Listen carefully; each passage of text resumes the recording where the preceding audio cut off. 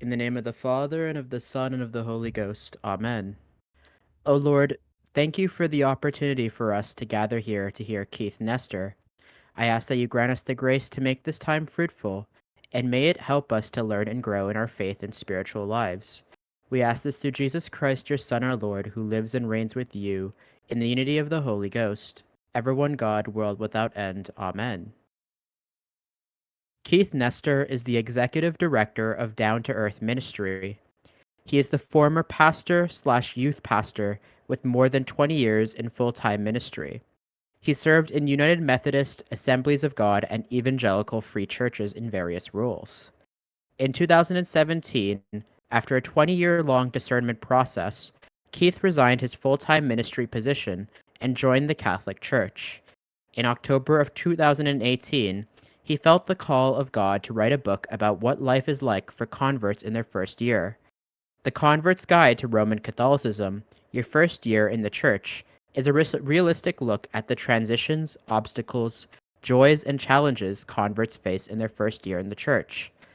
Through the ministry of Down to Earth, Keith continues to use his preaching gifts to speak in churches and events about faith, theology, and his journey to Catholicism. Keith is also very active on YouTube, where he makes videos and other content bringing the truths of the Catholic faith to the world in his own unique style. Keith also leads an online prayer group called the Rosary Crew, which has prayed the Rosary daily since March 18, 2020. The Rosary Crew spans the globe with more than 5,000 people praying from nearly 80 countries. Keith has also recently released a new book called Unpacking the Mysteries of the Rosary, which leads readers on a powerful journey through the Rosary while focusing especially on the mysteries. In his spare time, Keith loves to ride his Indian motorcycle, spend time with his family and friends. Keith and his wife Estelle have 3 adult children and live in Cedar Rapids, Iowa. Please welcome our guest, Keith Nestor. How's everybody doing? Good to see you all here. I'm seeing some familiar names here from the Rosary Crew, so it's good to see you guys and other places too. I've Looks never like done we a are Discord excited thing before. This is my first time in the Discord world. It's kind of cool. Looks like everyone's excited. This is cool.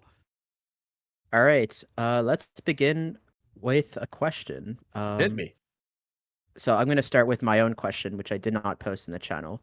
In your biography, it says that you belonged to the United Methodist Church. What is your current thoughts on the schism that's going on in the United Methodist Church?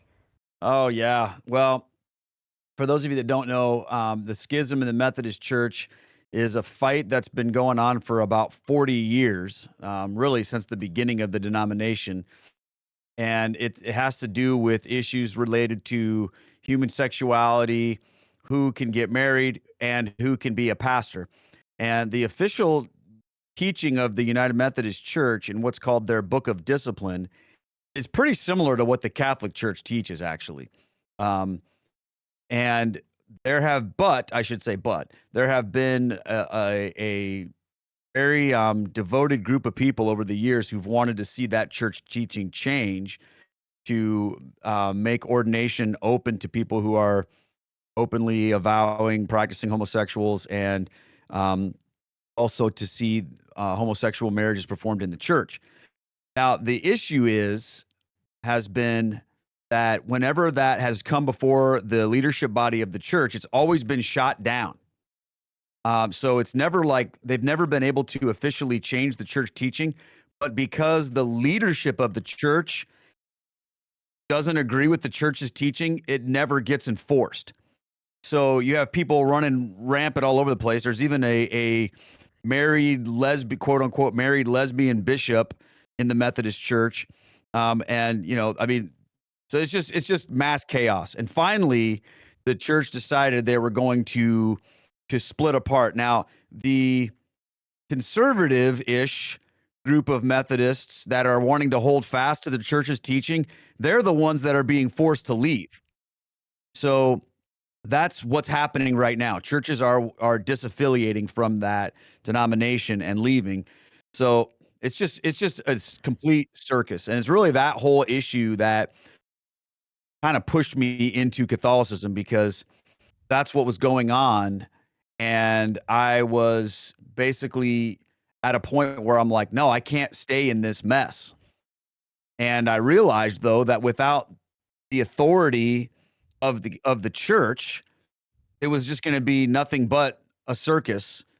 And reality is that's what's been happening in several other denominations. That happened in the Lutheran Church, that happened in the Presbyterian Church, it's happened in the United Church of Christ, it's happened in the Anglicans. So the Methodist Church just one more domino that is falling to this to the culture. And it's really sad because there's a lot of people who in their minds are trying to be faithful to what the Bible teaches, but they've lost their church. So it's kind of a long answer to a short question, but I kind of wanted to give you a little bit of context because that's really sort of what brought me into the conversation about converting to Catholicism. What's interesting to me is that I guess we can call them the conservatives or the Orthodox Methodists are the ones who are being forced to leave the church, even though the progressives did not manage to actually change the church's teaching. I know it's completely backwards. But this goes to another issue of what happens, and this can be the set of Catholicism or whatever too at the same time. What happens when people who are wanting to hold fast to the teaching of the church aren't willing to stand up and take no for an answer? And when you have leadership, though, that people are put in place, because so what happens is this: people, they don't want to get involved. They just want to mind their own business, go to church, do their Jesus thing, and they don't want to go through the proper channels to put themselves in the place where they can actually enforce things and make decisions. So you have, while the vast majority of the laity would be who are invited to these conferences where they make these doctrines, I shouldn't say vast majority. It's usually about a 60-40 split. They might be more conservative, but the leadership is like super liberal. So why is that? Well, it's because most of the conservatives, they don't care about being in goofy church leadership roles. They want to serve their local churches and bring people to Christ. So what happens typically is you've got these super liberal pastors that are destroying their local churches, but they've decided that their chief concern is going to be like getting in these denominational leadership positions, whereas the conservatives are more focused on their local church ministry. So then what happens, the consequence of that is the people who are supposed to hold fast to the church's teaching at that upper level, they're against it. So although there's more conservative people in the pews, they're not the ones in charge, because the conservatives have just said, I don't want to mess with all this garbage. I want to just go and do my ministry. Well, guess what? If you just hand over power and authority to people in those situations, then they're going to run ragged all over you. And that's what's happened. I guess for churches like the Methodists, there's no real incentive to keep the organization intact other than just for unity's sake. Because according to their theology, it doesn't matter whether they're part of the Methodist Church or independent from the Methodist Church. 100%. So it's like, this is where it's different from Catholicism, okay? Whereas, like, if you're a conservative person like I was, okay, in the Methodist Church, and all this garbage is going on, just leaving that church and going to a different denomination is totally like valid. So what happens is most of the people who are like, well, I'm not going to support this, they just go to the non-denominational church with the, cool band down the street, because they don't care. What difference does it make to them? They're not loyal to being Methodist. Nobody cares about that, right? Except for the liberals who are just like, no, this is all we got, because they can't go anywhere else. So a lot of people have left over the years just because they don't want to deal with the fight. So they've just been like, well, there's nothing magical about being Methodist, so I'll go be a Baptist or an E-free or whatever, you know. Anyway, what does it mean when people are saying clip this and clip that in the chat? uh, so typically when we have an AMA, we record it and then we upload the whole AMA. But then also sometimes we take out interesting chunks from the AMA, which is like about 60 seconds worth, and we upload those separately so people Oh, can so have people like think bite this part is size. interesting enough to do that with, or they think they want to get rid of it? He thinks it's interesting enough to do it, but Okay. because Pants is the one who clips them, but Oh, right on, obviously right it's on. long, Okay. but it's obviously longer than 60 seconds, so he's telling me he can't clip it. Oh, sorry, dude. It's gonna be hard for me. I don't speak in sound bites very well. All right, now let's get on with the questions from the server. The first question is from Germa. What aspect of faith have you noticed to be most engrossing to recent converts? Oh man, 100%. Well, I can speak for myself and for the few that I've talked to. There's several, okay, and this is the beautiful thing is that people come into the Catholic faith from lots of different places. For some people it's liturgy, for some people it's the doctrines of the Eucharist, for some people it's um, things related to the authority of the church. But I think for most converts that I talk to, it's the Eucharist. I have to agree. The At least in the West, where the other apostolic churches like Eastern Orthodoxy uh are not in play, the biggest thing would be the Eucharist, because I don't think there's any major Protestant denomination that would take the Eucharist seriously, except maybe like the Anglicans, or I guess Episcopalians in the US. Yeah, I would agree with that, but you know, Anglicanism seems to me to be like Catholicism without the theology type of a thing, in terms of like they have the liturgical worship and the emphasis on the sacraments, but without the theology and the authority. But when people are coming into Catholicism, it's so many of us converts were engrossed by the theology of the Eucharist because that drives so many other things. It's beautiful. I guess it depends on like where you're coming from. If you are coming from a background that's very fractured, then you might appreciate the unity that the Catholic Episcopate and the See of Peter provides. Or if That you're was my Eastern experience. Orthodox, That was for me, right? Um, because I was I mean, I love the Eucharist, obviously. That's a huge thing for me. But what drove me there was like, oh my goodness, we finally have a place where the buck stops and it's not just, a random person. And when I saw the papacy in the scriptures and in history, it was like that was kind of like went, okay, now we're getting somewhere. So for me, that was the biggest thing. But of course the Eucharist too, but most people I talk to, it's the Eucharist. okay. The next question is from Jojo. What's your favorite set of mysteries in the Rosary? Oh man, my favorite set of mysteries in the Rosary. Um, well, it kind of depends on what I'm going through personally in the moment, but I always love praying the sorrowful mysteries because there's just something to this. The first sorrowful mystery in particular, the agony in the garden. I feel like that's where Jesus says, "Could you not keep watch with me 1 hour?" And that's how I view the rosaries, right? The rosary, especially the sorrowful mysteries. It's like I'm being invited by Jesus on this journey with him.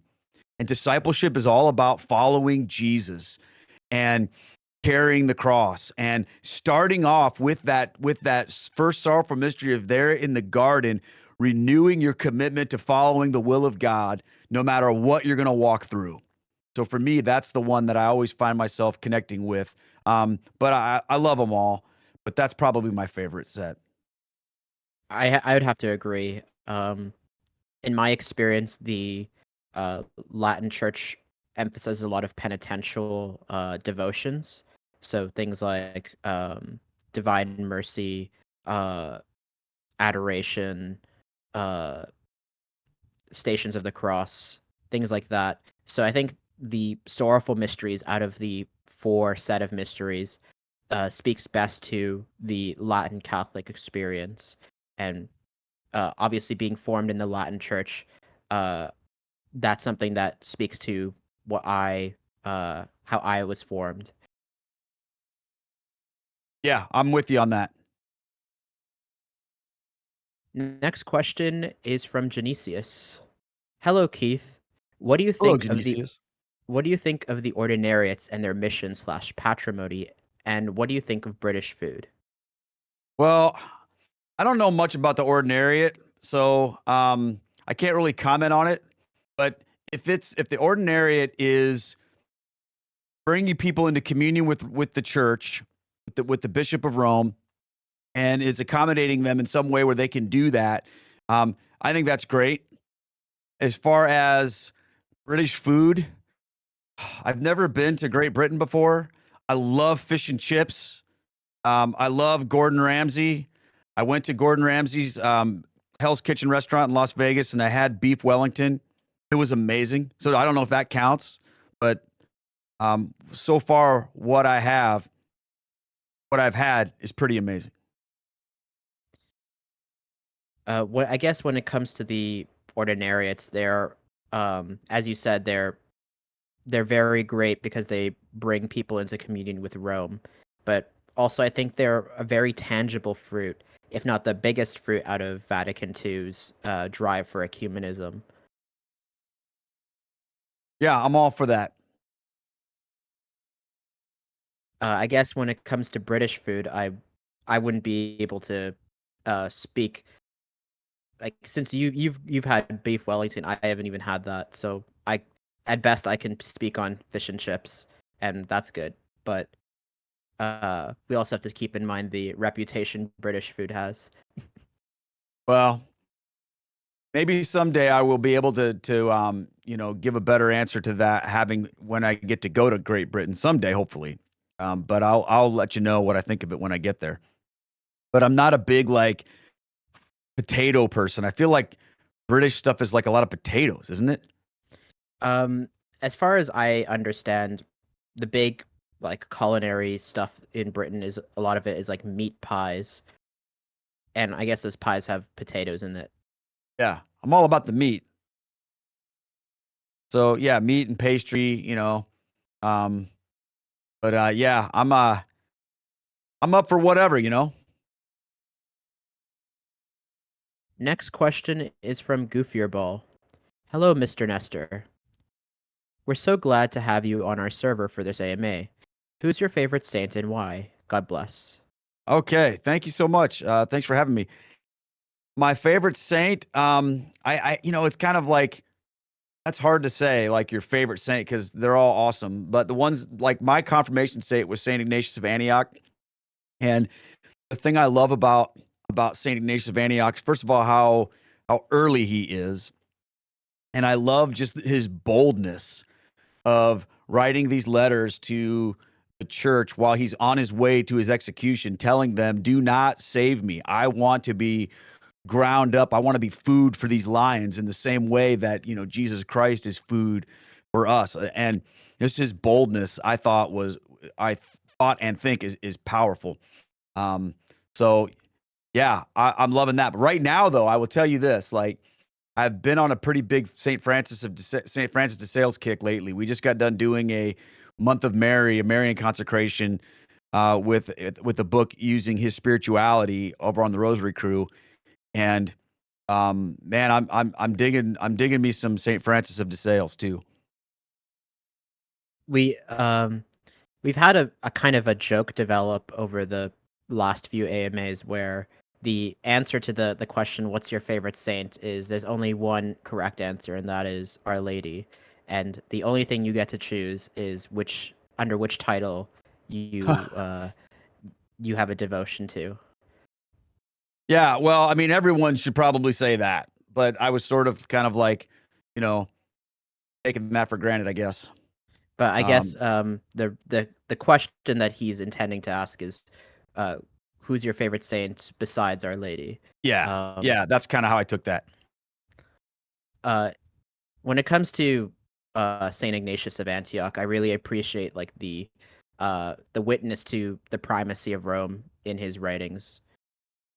Yeah, same. Like that was another big part of it for me when I was discerning this was reading those letters and seeing just how Catholic, he was. And that really kind of helped me to come to the place of recognizing, okay, this is legit. Next question is from Phil Kath. Hello, Mr. Nestor. What are your thoughts on Filipino Marian spirituality and devotion, if you are familiar? Also, what is your favorite Marian title? Thank you.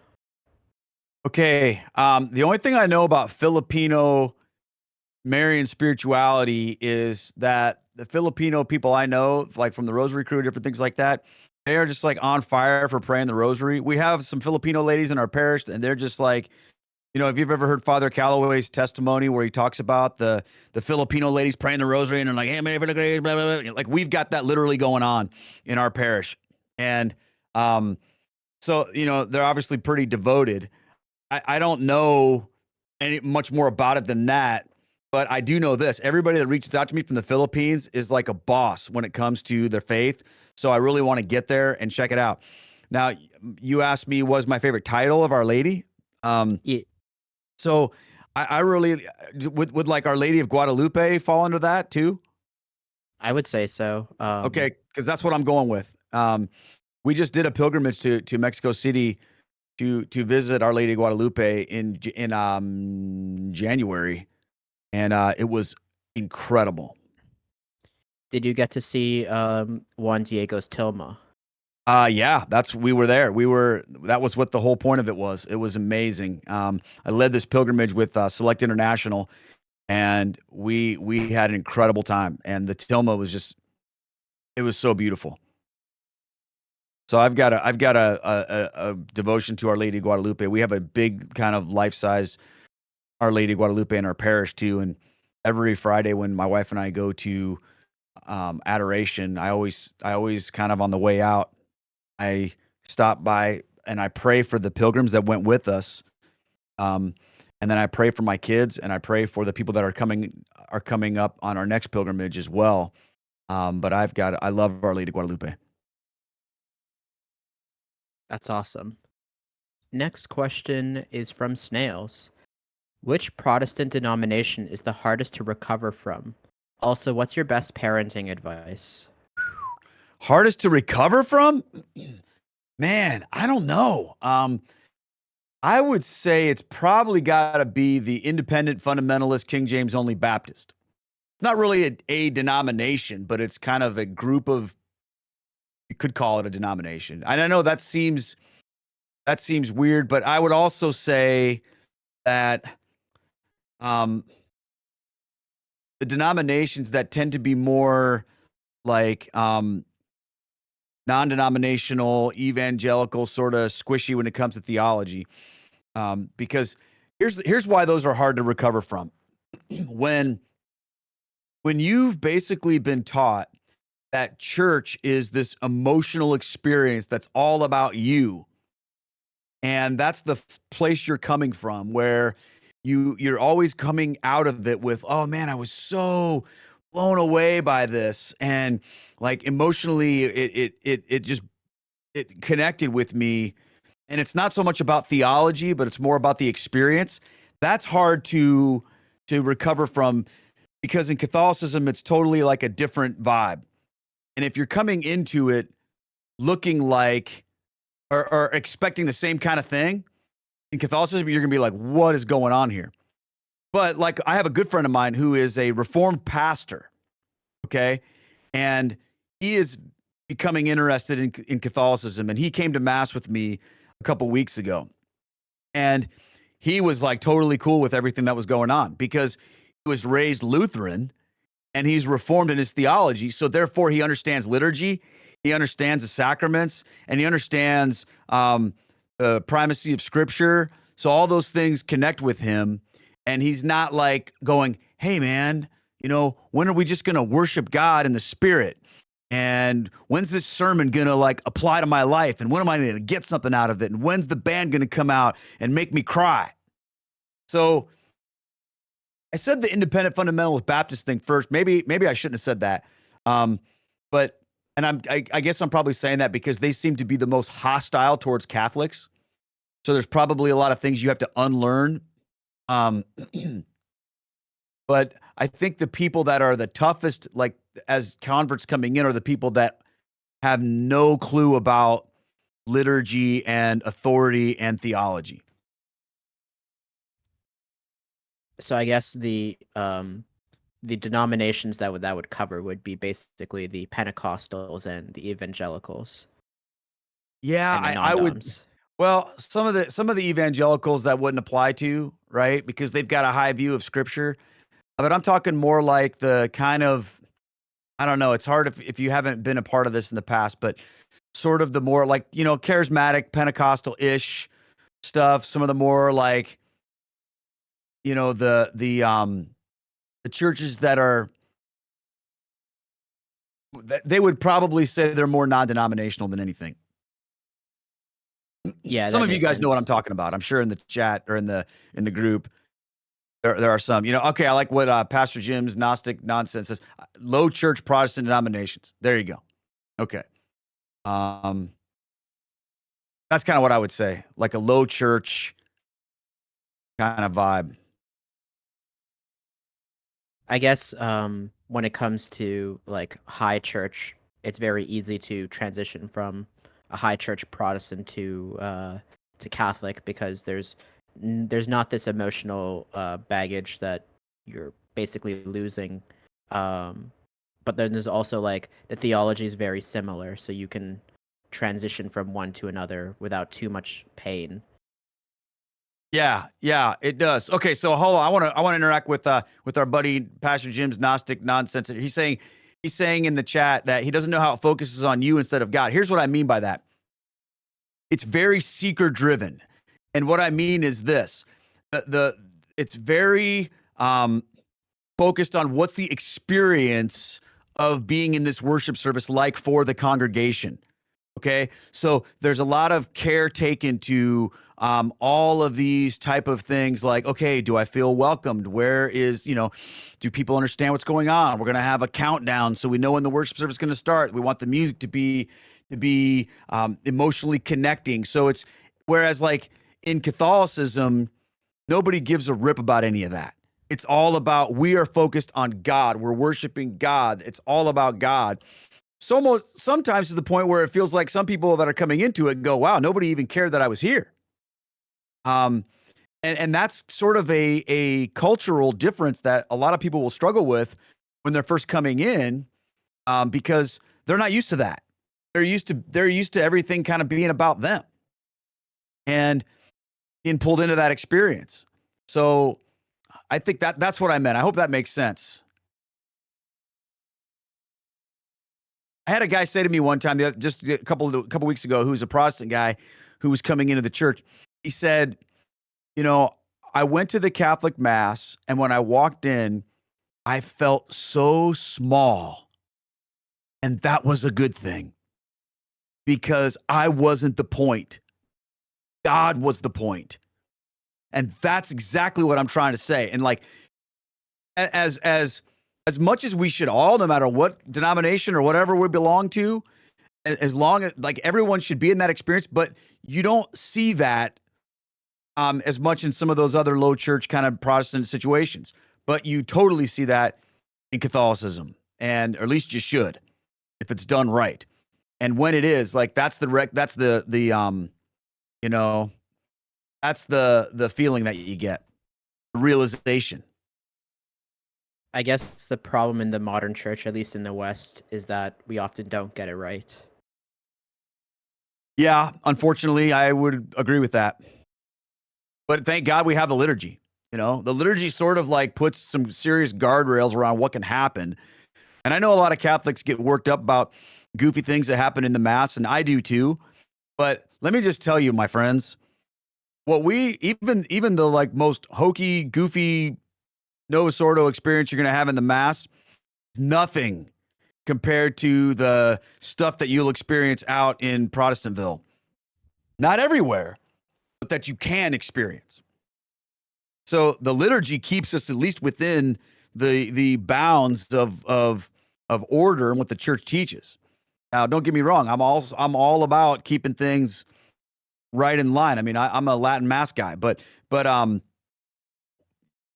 I've experienced outside of that is like nothing compared to what goes on.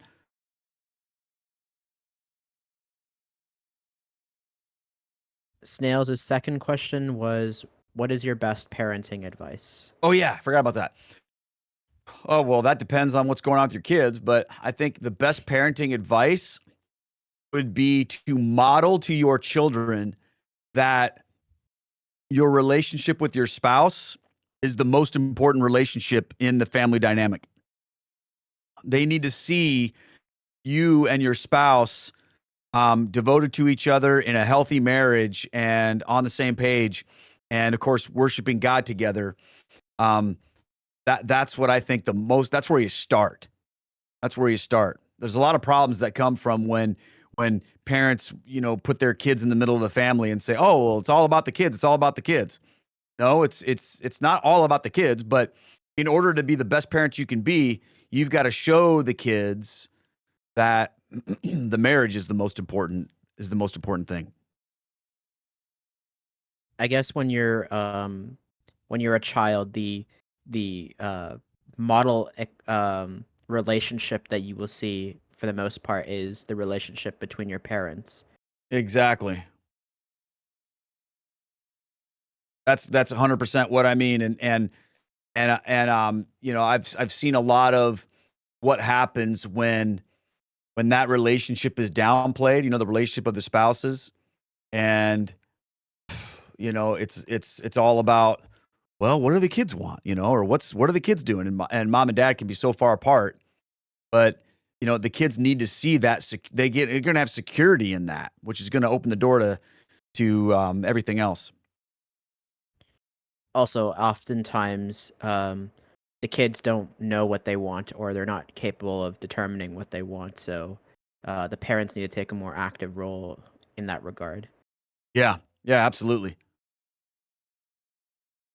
Yeah, Next you question. see this with like little kids. So here's sort of a practical tip. If you've got, especially if you got young kids, okay, you got young kids. Practical tip is this: don't ask your kids too many questions. Don't give them too many choices. Would you like the red cup or would you like the blue cup or would you like the green cup? And the kid's sitting there going, I don't want that. I want the purple cup. No, this is the cup. Here's your drink. Drink it. Well, would you like, so whenever the kids are like, they're disobeying and they're floundering, a lot of times it's because we give them the authority. We think we're the ones like psyching them out by going, oh, well, I just want you to take a drink. I don't care which cup, the red one or the blue one. No, you tell the kids, here you go. Like, we don't, as parents, giving your kids too many choices. Like, a choice is a privilege that comes when you have demonstrated the maturity to make that choice. Does that make sense? But if you don't have that maturity, you don't get that choice. So, your kid is going to respond to the world that you create for them. And if it's a world where they're in charge, then it's going to be mass chaos. But if it's a world where you're in charge, then, and you know what you're doing, then you can have some order. And when your child is of the age where they have the maturity to make some of those decisions, then you can say, okay, well, you can do this or you can do this. But we don't do that. We think that by somehow giving our kids all this freedom and all these choices, we're doing them a favor. We're really not. It just, they're not ready for it. Amen. Next question is from Wizarf. Dear Mr. Nestor, if it was one thing, what made you realize the fullness of the Catholic Church? If it was more than one thing, what was the approach taken? I'm curious because I'm always looking for more ways to effectively reveal the beauty and love of the Church to those outside of it. And secondly, good sir, do you prefer waffles or pancakes when eating breakfast at your nest? Well, we'll start off by saying if I am going to eat one of the other, it's waffle all day long. I love me some waffles, but I don't eat a lot of waffles. I'm kind of I kind of do like low carb lifestyle stuff going on. Um, but was the one thing, right? Like I said earlier, for me, it started with the issue of authority. That's what intrigued me about Catholicism, because I saw the need for it in Protestantism. But ultimately, what drew me in, two things. I have to say two things. The Blessed Virgin Mary drew me in, and I feel that as a very personal and mystical way. But ultimately, it was an experience I had during Mass, during the Eucharist, where I felt like the Lord was literally calling me to become Catholic, so I could be with Him in the Eucharist.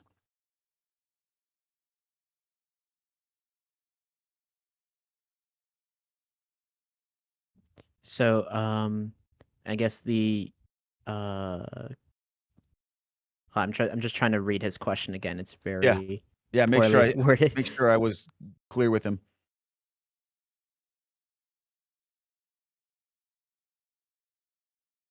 So I guess um for you the Eucharist was a big part of your conversion. But is there anything else that attracted you to the church? Yeah, of course. The unity, of course. And I know people are gonna be like, "What?" But the community. Catholics always get a bad rap about like not having community. It's like, "Oh, the Protestants are so great with community. Catholics are grouchy and cold." But when I found like real Catholic community, and I saw the way Catholics related to one another in the faith, devoted Catholics who it was another level of community and devotion to the Lord. When I saw the Catholic faith lived out in joyful devotion, I was like, I got to get me some of that. That was beautiful to me. And my wife too, who wasn't really on like a theological journey, but she saw what was going on with this, and she was like, wow, this is amazing. The way these people relate to one another. um it's there's a deeper level of family there. Also, I think if we like look outside the Latin church, the Eastern churches tend to do like the normal kinds of community very well. Like I remember going to a Byzantine church, and after mass they have a lot of like they eat food together in their Hmm. parish basement and things like that, and they all seem to know each other well. Yeah, So it's I not like love it's that kind of stuff. devoid. Yeah, yeah, and I think that's a lesson for all of us. I mean, that's I understand that mass is not a social gathering and a party, right? But I think that we need to figure out ways to encourage that community and invite people into it. So, yeah, you know what I mean? If we're going to have potlucks afterwards, that's awesome. If we're going to have get-togethers and small groups and Bible studies, all those things, prayer groups, all of that, we need to do that.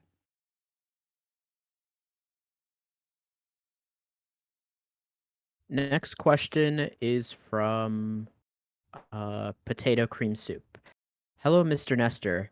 As a Protestant looking to convert to Catholicism, I'm expecting there to be certainly I'm expecting there to be challenges and transitions that will be difficult for me to get used to, coming from a very low church background. What are some of these challenges and transitions, and how did you personally get through them? Thank you and God bless. Oh, Also, what are well, your thoughts on this apple? what are my thoughts on what? On this apple, there's a if you go to that AMA questions channel, Okay. you'll be able to see it. AMA questions channel. I'm afraid to You could go out of yeah, anywhere. you can just skip it. People are Okay. posting it in the live chat, so Oh, I see an apple. I see an apple on the little like the icon thing, like nacho fries got an apple going on. yeah, Snails has got three of them. they're all Okay. spamming this apple with the That's a face. beautiful apple. I love it. Okay. So here's it's the Breaking Bad dude. Okay, I get it. Okay, who's the person that asked that question? I want to address them by name. Potato cream soup. Perfect. Okay, potato cream soup. First of all, I wrote a book about this exact issue called The Convert's Guide to Roman Catholicism, Your First Year in the Church. That's what that book is about. So all of the weird cultural things that are going to be facing you as you come into the Catholic Church, like 100%. How do I pick a local parish? right? How do I find a local parish? How do I tell my friends that I'm becoming Catholic? What do I need to do? Which devotions do I participate in? Because when you come into the church from Protestantville, everybody's going to be like, "Oh, welcome to the church. Do you pray this? Do you do the Seven Sorrows Rosary? Do you do the Divine Office? Do you do the, the Divine Mercy Chaplet? Do you do this?" I mean, and you can get overwhelmed very quickly with all of the things that are offered to you. And my advice is this: pick one or two things in your first year and just dig in.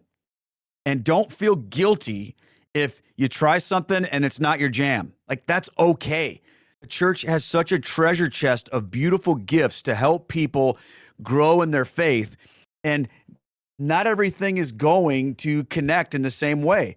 So don't get worked up if what you're trying isn't connecting. Move to something else, because something will. Okay. So find what works and do it. But understand, you're going to get bombarded with all these different things. So also start to learn the why behind the what when it comes to what's going on in the Mass. It's amazing to me how you can go through RCIA, which, by the way, I did not do, but you can go through that whole entire 9-month program and get dropped off at the front door and still not have a clue what's going on in the Mass. Okay? So learn that on your own. Make sure, if you have a great RCIA program, fantastic. But make sure you understand, and whatever things that you have a question about or you don't understand, find the answer to it. That's going to make everything more meaningful to you. Because here's the deal, potato soup. Everything in Catholicism has meaning. Everything, right? Like, there's nothing in Catholicism that doesn't have meaning, which is beautiful and amazing. Learn what it is, and it'll be incredible. Like, for example, we were going on a tour of some churches with a priest friend of mine in Ohio, and he was showing us all these pelicans. And I didn't know, like, what the heck is all these pelicans? And then they explained to me, like, what the pelican thing is all about, how pelicans, feed their blood to their kids and stuff, and how that's a thing about Christ. And now every time I walk in, I see that. I'm like, wow, I never would have read that in a book or learned about that on my own. Find the why behind the what, and that's going to help you immensely. And just be patient with yourself. You don't have to do everything all at once, but don't let yourself become like lazy either. So jump all in, but go in at a reasonable pace. It's kind of like this. It's kind of like you've been invited to a gourmet restaurant, and they're going to serve you the best 7-course meal you've ever had in your life. Okay? Eat slowly and savor every bite. Don't be like, okay, hey, I'm at the Golden Corral buffet. I'm going to stuff my face with everything, all at once. Savor every bite and learn, like, what's going on. I love it when you go to a nice restaurant and the server tells you, like, the story behind what you're about to eat. Okay. I have a friend who he cooks a lot. He's a foodie. And whenever you go over to his house, before you can eat, he tells you the story about every little aspect of it. And, you might be like, okay, do I really need all that? Yes, because it's going to help you to appreciate it even better. That's what Catholicism is like. So take your time, sit down, get comfortable, get ready to enjoy the meal of your life, and go slowly. I Oh, think yeah. I think also for even for cradle Catholics, this is like a similar experience that we get bombarded with all these devotions and prayers, and then we're not able to appreciate the specific devotion because it doesn't speak to our spirituality. Like, for example, a lot of people will emphasize the rosary, but the rosary might not speak to how you uh how you feel that you should do prayer. Uh, like, a lot of people might prefer something like the Divine Office or uh the Divine Mercy Chaplet instead of the That's a rosary. great point. And here's the thing. That is a fantastic point, Mystic Jeremy. Learn the difference between what are private devotions and what are, like, official church teachings. So that would, private revelations, private devotions. Learn the things that the church requires, the precepts of the church, and then also learn the things that you have some latitude in, not in terms of like, changing them around, but more like your participation in that. And, the rosary is a great example. I love the rosary. I pray it every day. We pray it live on the rosary crew. But not everyone has to do that. You can do other things, and you're going to find what works for you. The point of it is that there's so many things that will help you, and it's such a gift. It's such a treasure chest. So sort through that and find like learn about them and find what works. And it's okay if one thing is going to work for one season of your life, but then another season of your life you're going to relate to something different, and that's okay. And I definitely think that there will be at least one thing that will speak to how you experience spirituality. There's just so much that you like. There will be a niche for everyone. Absolutely. Absolutely. Yeah. Next question is from British Kitty. Hello. I can imagine you went through some struggles early in your conversion. What can you recommend for people still young in the Catholic faith or those who do not know much about the faith? Also, for my fun question, can I please ask you to wish Germa a very happy birthday? Happy birthday, Germa. I hope it's the best birthday you've ever had. Happy birthday. Poor Okay. Germa. Yes, go for it, Germa. Okay. Repeat the first part of the question again. I got so excited to say happy birthday. Uh, I can imagine you went through some struggles early in your conversion. What can you recommend for people still young in the Catholic faith or those who do not know much about the faith? Gotcha. Okay. Okay. Here's the thing. Those two things that you just said are connected. Okay. Knowing the Catholic faith is the key to overcoming your struggles as a new convert. Okay. Or young in the Catholic faith. The more you know, the better it is. Okay. Because remember, everything has meaning. And you don't know what that meaning is until you know what it is. So read the catechism. Okay. Get off the YouTubers, except for my channel, and read the catechism. Okay. Read the catechism, study the Bible, study the readings each week, and get involved in that, right? Like learn the faith, study the scripture, read the catechism, and it'll blow your mind. That's what's going to help you more than anything. And don't ever allow yourself to kind of compromise your faith. Whatever's going on, you make sure that you are devoted and obedient to what the church says. The other thing is part 2, is don't let yourself get drug into the war between the radical traditionalists and everybody else. Okay. Now, like I said, I go to the Latin Mass, but I am not a fan of all of this, like I'm holier than you kind of a thing, because this is what I do. Don't, if you get sucked into the whole culture, and there's a big culture of people that just want to tell you all the problems in the church, you're going to struggle. Just find the things that are helpful to you and get plugged into those things. I remember There will be there will be things that are helpful and things that aren't helpful. Find the ones that are helpful. I remember I forgot which YouTuber said this, a Catholic YouTuber, but he says that there's such a big culture of like what he calls outrage porn, where 100%.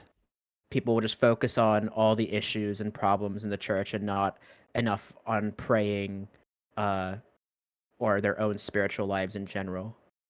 Look, here's a good rule of thumb. If you spend more time and more energy worried about where other people aren't holy than you worry about your own holiness, then you're doing it wrong. Okay? Jesus said, take the log out of your own eye before you go after the splinter in someone else's eye. And I've been blown away at how many, Catholic influencers don't have a clue what that means. Okay?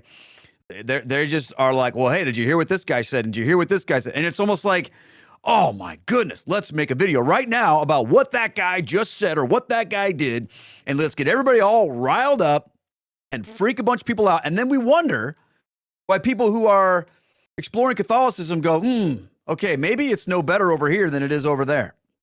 Like, no, that's scandalous.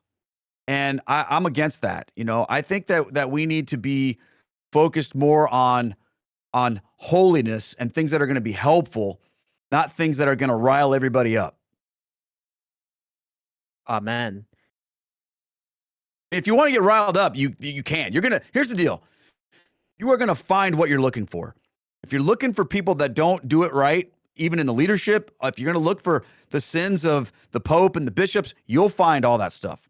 Okay? But if you're also looking for people that are going to help you grow in your holiness and help you become a better Catholic, you'll find that too. So choose what you're going to find, and then there you go. I guess like what an example of this is people fixated on the situation in Germany, uh, even though like it does not affect the vast majority of people. Yeah, I don't give a flying rip's butt about what's going on in Germany. Okay, I'm sure it's bad, and if someone's like, "Hey, it's bad," I'll go, "All right." So you know what else is bad though? The sin in my own heart that I need to deal with. That's what's bad, and that's what actually I have some kind of agency with regard to. I can't do anything about what heretical bishops do or whatever, this or that. I can't do that. What I'm called to do is be a faithful son of the church and obey God. That's what I'm called to do. And until something that happens in Germany prevents me from doing that, and I'm not going to get worked up about that. I don't have to. Doesn't mean I don't care, and it doesn't mean that I'm like like apathetic to it. It just means it's not where I want to spend my focus. I think like saints like Padre Pio are a good example of how we should behave in turbulent times. Yeah, holiness and obedience and humility. That's what I think about when I think about Padre Pio. I think he was bold and courageous, but he was also humble. And he was, he wasn't going to allow anything to deter him to steal his reward, of obedience, even injustice done to him, right? Kind of sounds like Jesus, doesn't it? I agree. Amen. Uh, Next question is from Noor. Hello, Mr. Nestor. Can you share with me positive experiences you've had with other fellow Catholics that has helped solidify your conversion? God bless you. Oh man, yes. Um, you know, I've had some incredible experiences with Catholics who, when I was going through a pretty dark time in my life, were there for me, and I wasn't even a Catholic. Um, I've had Catholics help me in many, many ways, in practical ways. I've had Catholics. I have one person who is Catholic who, when I came out of my job in Protestant ministry, I lost about 70 to 80% of my income when I became Catholic, and a Catholic person in my life um, gave $5,000 to my daughter's college fund because I was like, "How am I going to pay for this?" And he's like, "I just donated $5,000 for your daughter's college fund." Boom, practical ways. But I've also had a lot of Catholics who have just shown me um, just such welcome and care and example of holiness. It's just been absolutely amazing. I think that is a big issue with a lot of educated Protestants looking to convert to Catholicism. A lot of the time they are pastors or theologians at Protestant institutions or universities or schools, and they want to convert, but they don't feel secure in their temporal needs, uh, which they would probably like suffer greatly in if they converted. Yeah. And that's kind of a different issue. Um, because I tell people all the time, like, look, if you're in ministry, that's your job, you're going to become Catholic, you're going to suffer. And you can't just become Catholic and all of a sudden now, like, okay, I can have a job in the Catholic world. It doesn't always work that way. It rarely does. And the people that I've talked to that have done that are in shock at how much less they have to live on as a Catholic person working for a parish or something like that, as an example, than they did in the Protestant world. So what I tell people is this: look, go get a job. Go all in and just don't have any strings attached. Don't be like, okay, I'll be Catholic, but I better have this going on and that going on. Don't do that. Just be Catholic and come what may. Whatever that means, trust God and do what you got to do, man. That's huge, and it'll be worth it. I guess this reminds me of what Jesus says in the gospel about how God provides even for the birds. So will he not provide for his children? Yeah, 100%. And again, don't put those strings. That's like, okay, well, that must mean that, if I become Catholic, when I became Catholic, I had so many people saying, oh, well, you're going to be the next Scott Hahn. And I'm like, you have no idea how less smart I am than Scott Hahn is, right? I can't be the next Scott Hahn. Like, that guy's forgotten more about theology than I've ever known in my whole life. Okay. So you can't have those things. My priest told me, he said, Keith, just don't do anything for a year other than just be Catholic. Okay. And that was so liberating to me because I didn't need that pressure. I didn't need the pressure of, okay, well, now I got to do it. Like, so people look at me sometimes, they go, oh, well, you just went right into ministry. I did not. Like, I didn't do anything for over a year outside of just going to work every day and going to mass as much as I could.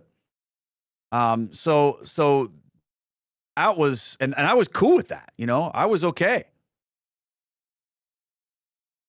I think that's very good advice for neophytes. Don't try to just follow whatever God tells you and do it, but don't come in with your own agenda is kind of what I'm saying. I think that's very good advice for neophytes, which makes me think oh, this is why the church doesn't allow people to discern their vocations if they've recently joined the church. Yeah. Yeah, I think that's smart. I mean, that's what St. Paul said. He said, look, when you're talking about the qualifications for a bishop or an overseer, he said it shouldn't be a recent convert. It needs, you have to be able to have a foundation and a footing to what you're doing, right? You can't just show up and all of a sudden now you're in charge. And I mean, gosh, even what I'm doing right now, there's so many things that I don't know that people who are like driving a garbage truck but grew up Catholic know 10 times more than I do about some things, and there are some things that I know that they don't know. And the thing about it is we just got to be real about who we are and let God use us where we are and how he wants to, and then go with that.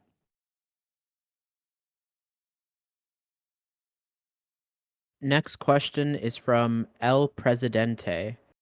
Howdy there. For my serious question, I tend to have a lot of trouble praying the rosary. Do you have any advice on how to make praying the rosary a better prayer experience? For my fun question, what are your thoughts on SpaghettiOs? Oh my gosh. Well, first of all, I think it's interesting that you have like regular questions and fun questions.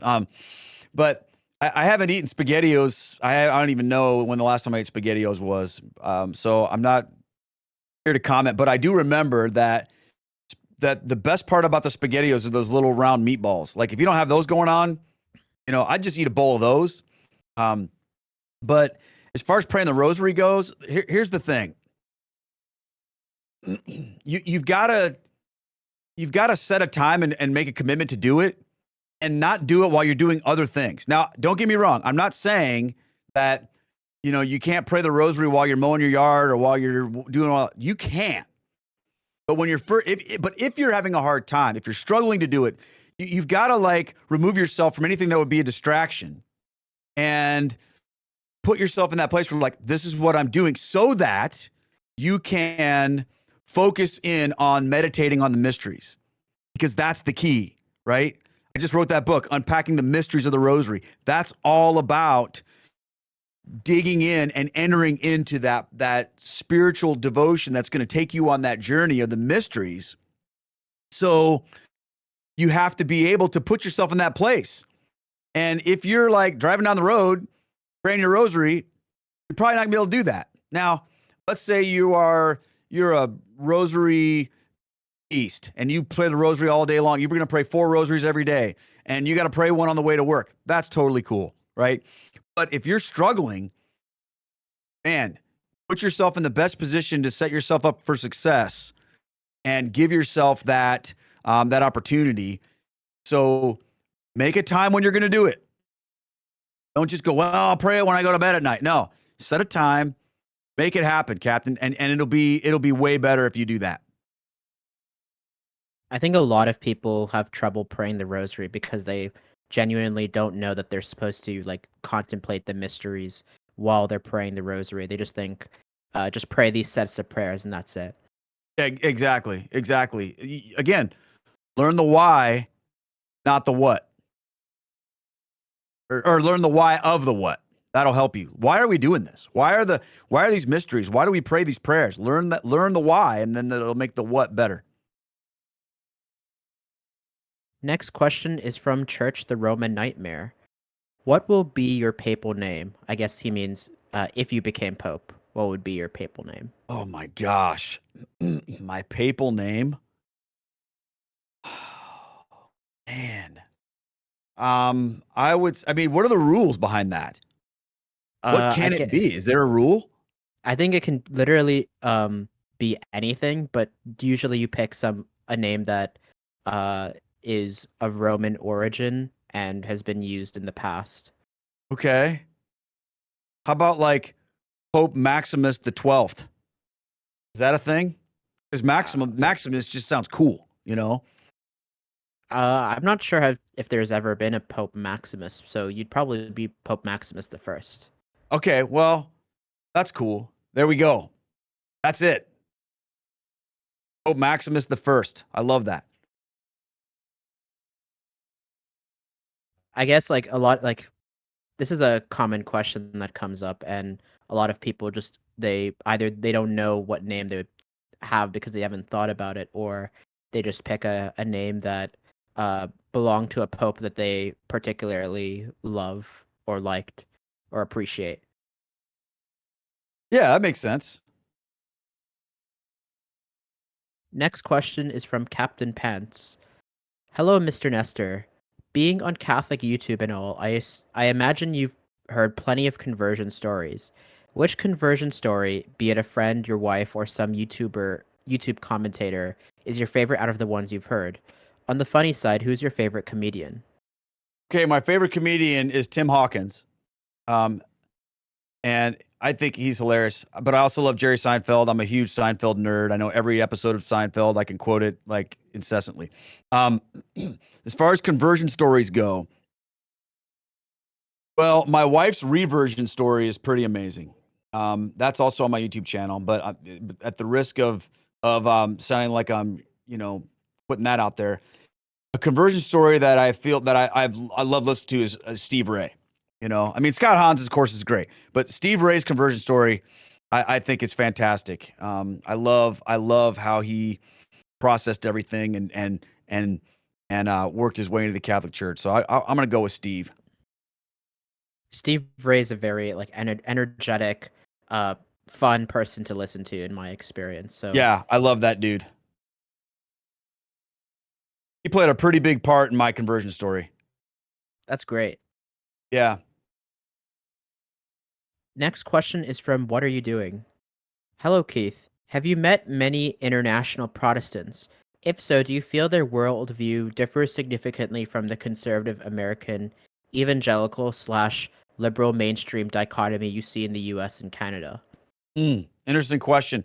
Um, I don't know how to define the word many in this situation, but the ones that I have met, um, have like a different thing going on. Like we used to do mission trips down to Haiti, when I was a pastor, and their experience down there was completely different. You know, they were able to have an awesome church in the back end of a shed with nothing and a megaphone, and it would last for 3 hours, and everybody was fired up and go, "Oh, we're done already." Um, I I've been only impressed with the international Christians that I met when I was in Protestant ministry, but I don't have a huge experience with that. We did have some guys from Africa that were part of our Methodist leadership, and those guys were pretty amazing, and they just seem to have a level of devotion and a they're not as like attached to their stuff as we are over here. I guess for them they very truly live like the aspirations of poverty that you see in the gospel. Um, while here we're very materialistic and attached to our wealth. Yeah, yeah, I would say so. I would say that we need a lot more than they do in terms of like stuff. We're like, oh, I got to have the best sound system and light system in this amazing facility, and they're just like, no, you don't. We can have an amazing worship service in a tent. I mean, I've seen that kind of stuff. I guess that's also like speaks to the broader question of evangelization. We don't need like all this expensive stuff or things to be able to spread the gospel. We have our voice and our bodies, and we can spread the gospel uh, through that. Doesn't need to be expensive or time consuming. Yeah, yeah, I agree with that. Next question is from Hamsu. Hello, Mr. Nestor. What's your favorite prayer? And how do you keep your faith strong after the initial excitement after conversion wears off? My favorite prayer is the Rosary. I know that sounds lame, but it is. Um, and just because it's so generic, like everyone's like, "Oh, I love the Rosary," but I love the Rosary. I As far as the other part of the question, how have you kept your faith? Like when the excitement warns off, like wore off. I don't know yet because it hasn't happened. I had someone tell me, a while back, "Oh, well, you're just fired up now because you're a new Catholic. All that excitement will wear off, and then you'll become like the rest of us." And I just haven't had that happen. I really haven't. Like I wake up in the morning and I'm just like, man, it's awesome being Catholic. We go to mass and I say to my wife, I'm like, man, I just love being Catholic. This is amazing. So I haven't had that. I don't know. Maybe I will someday. Maybe I'll wake up one day and it'll just be like, whoa, this is medium. But it hasn't happened to me yet. I guess part of the reason some people have that experience is that they kind of assimilate into like how cradle Catholics behave. So they kind of like adopt the same behaviors and um, more like static uh, faith lives rather than trying to build on their spiritual lives. Okay, let me say something about that because here's the thing. That's also a matter of where you put your focus. Because I see people around me in my parish every week or every day sometimes that are inspirational to me, that I look at them and I go, wow, if I could ever be half as holy as they are, that'll be amazing. So I like look up to people. I try to surround myself with people and focus on people who I look at and I go, wow, they're amazing. I don't like look at the people who are, you know, assimilated, or I'm not assimilating into the people who are just going through the motions. I don't focus on them. I'm focusing on the people who are farther along than I am, who are inspirational to me so that I can assimilate to them. And thankfully, God has blessed us with amazing priests. We have been surrounded by incredible priests in our experience in the Catholic Church. So that's helped a lot.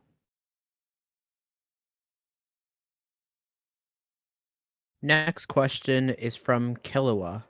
Hey Keith, I've been part of the Rosary Gang for a good bit now. As someone who speaks Spanish natively and has a deep affection for English, I just wanted to express my gratitude for your dedication to the Rosary. Thanks to you and your crew, I've managed to recite it fluently. It's all thanks to you lot. A couple of questions I've got for you. 1.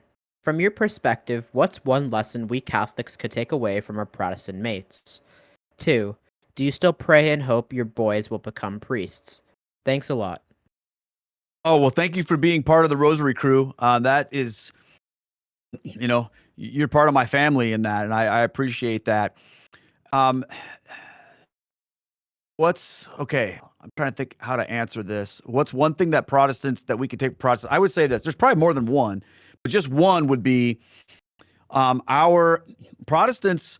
Oftentimes, and again, it's really hard to generalize Protestants because there's so many different types and different kinds. So anytime you say, well, Protestants do X and Catholics do X, you're already not being accurate because there's a gajillion different types of Protestants. But I would say this: the love of personal devotion to scripture is something that you see more of from in the laity in Protestant world than you often see in Catholic world. Okay. So that would be one thing, an emphasis on personal devotion to scripture. The other thing I would say is evangelism.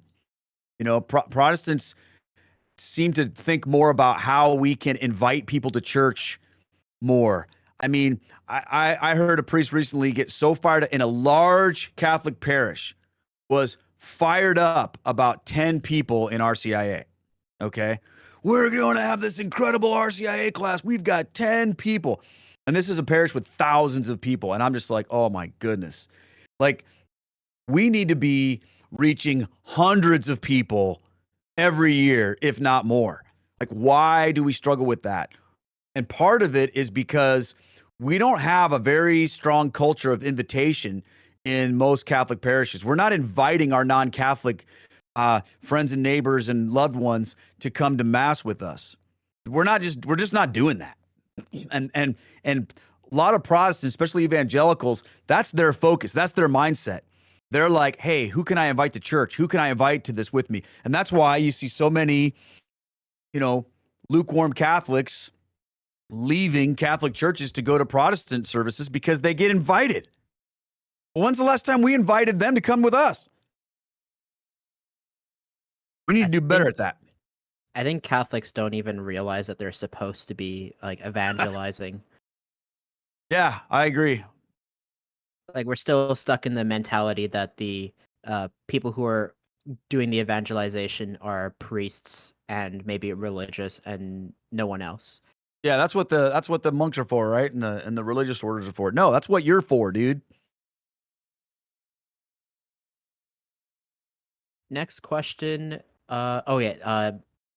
Kilowa's second question is: do you still pray and hope your boys will Oh, become yes. priests?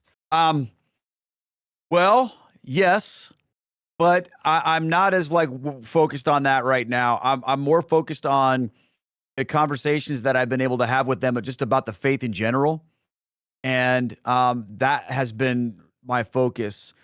But I do have this, I think about that. It's kind of funny. I mentioned that to my wife the other day. I do pray. I don't know. That would be an incredible situation. So yeah, I pray about that. But my oldest son has a very, very serious girlfriend that I can see them getting married, um, or at least engaged for sure in the relative near future.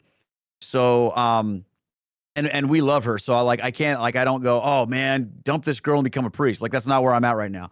Now, my younger son, he's not dating anybody, or anything like that, because that would, interfere with his American Ninja Warrior stuff. So who knows? We'll see. I don't want to put my own agenda on that. I just want God's will to be done. Amen. I think for a lot of Catholic families, there's either either you're focused on only getting married and no other vocations. So there's a very negative attitude towards other vocations, or you're focused on if you include besides looking at marriage, you also think, oh, if you become a priest, that's very good. So having an accepting view towards whatever vocation God calls your children towards is a very good thing that I think more Catholics should have in their families. Yeah, 100%. We need to pray that God would call the right people into the priesthood and that he would keep away the wrong ones from the priesthood. And you can be an awesome Catholic who loves the Lord but is not called to the priesthood. And if you become a priest, it's a disaster, right? Um, so I'm not praying that my kids have a particular devotion.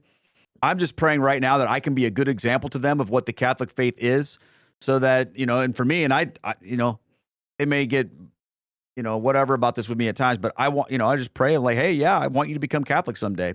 Because my kids aren't Catholic. They didn't come with us into the church. They were too old for me just to declare. We talked about that choice thing earlier about parenting. They weren't.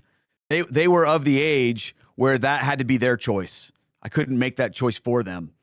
And they also, a lot of their experience, thanks to me, really was showing them that worship services were fun and exciting and all about them. And so when I became Catholic and they came to mass, they were like, "Oh, this is boring," and I'm like, "It's not supposed to be fun the way the way that you're used to." And they're just kind of like, "Who are you? And what'd you do with our dad?" So it's been a journey, but we've had some really incredible conversations lately that I'm encouraged by. So Well, yeah. at least it's a good thing that you can't just like force them into the church, because that would just cause a negative experience where they're not truly genuinely Catholic. And you know what? I'm glad you made that point, because that's true. I have to remind myself of that sometimes, because sometimes I'm like, oh, if only they were younger, I could have just made them become Catholic. But here's the deal. We can't make anybody become Catholic, even our little kids. I guess we can make them technically Catholic, but that doesn't mean that they're going to own their faith and that they're going to live their faith out the way and that they're going to stay Catholic. That's got to be their choice ultimately. So, I don't want my kids to be anything because I made them be it. When it comes to their faith, they have to choose that. Amen. Next question is from Nacho Fries. Hello. Thank you for taking the time to answer our questions. What is your favorite work of fiction to read and why? My favorite work of fiction to read. I'm not a big fiction reader. But I will tell you this. I just got done reading Bud. I don't know if you guys know who Bud McFarlane Jr. is, but he wrote these like Marian apocalyptic books back in the 90s. And there's a book called Pierced by a Sword. So Bud gave me that book a couple years ago. He helped me with my book, and I finished that a little while ago. That was an amazing read. So I would if you're kind of into that vibe of like apocalyptic sort of, it's kind of like the Catholic Left Behind books, but of course we don't have that theology. Check out Bud McFarlane Jr. Pierced by a Sword. That was a great book. But my son and his girlfriend, I was just telling you about, for Father's Day, they just gave me the Chronicles of Narnia set, which I love C.S. Lewis. I love Narnia. I love that stuff. And they gave me but I don't own those books anymore. Like I had them when I was a kid. So for Father's Day, they gave me the set, and I'm excited to dig into that again. If you are interested in fantasy, I would recommend The Lord of the Rings. Oh yeah, Um, well, I love the movies, but man, I'll be honest with you, I'm not at that level of nerddom to read them yet. No offense to anybody who is. I love Tolkien, I love The Lord of the Rings, I love all that stuff, but I just don't. I'm not that much of a reader to where I'm going to sit down and read this giant book. You know, um, the books that I have on my desk to read that are giant books, they're like books about Catholicism, and they're nonfiction books. They're not fiction books. for me personally, I'm a big fiction reader, but I also like nonfiction, so it's a bit of a balance for me. But Yeah. I know there's a lot of people on the server who very enjoy literature, so I think they will definitely uh appreciate your recommendations. Well, reading Bud's books are a little bit different than Tolkien. It's more like kind of pop culture fiction-y kind of stuff. Um, but I just was like engrossed by it. I mean, some of the books like that I've read that are like fiction books that I've just been sucked into. You know, I read the Hunger Games books. I mean, a few years ago, I thought those were fascinating. I just was like, boom, I got to read that. So I don't know. I'm looking over here at the books I have lying around, but see, I get people send me books all the time, so I'm trying to like work through them, but most of them are nonfiction. I guess if you're intimidated by the length of the Lord of the Rings, you could listen to an audiobook version of it. That Yeah, way I you would don't. do that. I would do that if I have like a giant car ride where I'm by myself. Um, that's the kind of thing I would get into. Next question is from Pastor Jim's Gnostic Nonsense. Oh, I Hi, like that Keith. guy. Yeah. Hi, Keith. Dominus vobiscum. As someone who was close to evangelical prots for a time, I've got a couple of questions. One, do you think hell is just us in a room where Yoko Ono is screaming 24/7 nonstop? Oh, I Two, hope not. what can we learn from Protestants, especially low church kinds, that would not only help enrich our spiritual lives, but also help in building bridges for evangelicals and helping them cross the Tiber? Thank you, and may Jesus be praised. Well, et cum spiritu tuo. And I would say this. Here's what you can learn about Protestants. And I would say this. It's more of about than a from. And here's what I mean. Here's what you need to understand about low church Protestantism or Protestants. They love Jesus. They're not they're not like schismatics who knew all about the Catholic Church and rebelled in their own way, and that they hate the Catholic Church and they're just wanting to rebel and do their own individualistic thing and all of that, and they hate the early church and they hate tradition. No. This is what they know. This is how they were brought to faith. This is how they were brought up, and they love Jesus. So if you come at them with this like snooty, holier than thou kind of attitude, looking down your nose at them and acting like they are unsophisticated, unwashed masses, you are not going to express the beauty of the Catholic faith to them in a way that they can relate to or understand. Okay? You've got to respect them. You've got to understand that's just how they came to faith in Christ. So to them, that's the default. To you as a Catholic, the default is the church and all of this stuff and everything. And I think it's great and it's true. But to them, the default is their low church Protestantism. So they have to have their mind expanded to a different way, to a different reality, a greater reality of what the church even is. And that was a big, mind shift for me when I began to recognize, wow, the church is a thing, not just like this invisible thing with all these people who sort of maybe love Jesus, but we don't really know. Like, no, the church is like an institution. Like, it's got a head to it. It's got rules. It's got a structure. It's got it's something. It's a tangible thing, right? That isn't where they come from. So you have to help them to understand the greater reality of that. And you're not going to do that if you act like, you're the best and they're terrible. And so you've got to show them, some respect and relate to them where they are and understand they're just doing what they think is right. And they love Jesus. So start with that. Also, I think Catholics shouldn't they might feel people might feel tempted to respond to these Protestants that often are brought up with like anti-Catholic ideas and might want to respond in turn, but that's not the correct response to people having poorly informed views of Catholicism based off of what they were given.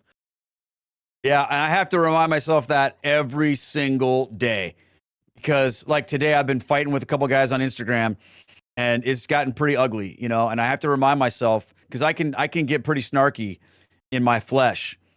And when these knuckleheads come on here and they just lecture all of us about how we're Mary worshipers and we're taking everybody to hell and all, yada, yada, yada, yada, yada, it's hard for me not to just dish that back to them. And, I'll publicly confess today, I haven't done a very good job of that today. But we have to understand they're just doing what they think is right, as wacky as that might be. And the best thing we can do is actually form a friendship and a relationship with them so that we can share, the truth with them, because they won't listen to us unless we have a relationship. So we have to try to like bridge some kind of gap there.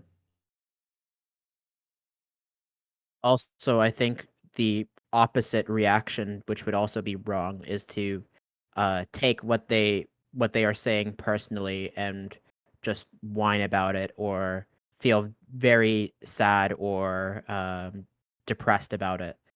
Yeah, which is hard sometimes, because sometimes it does become personal.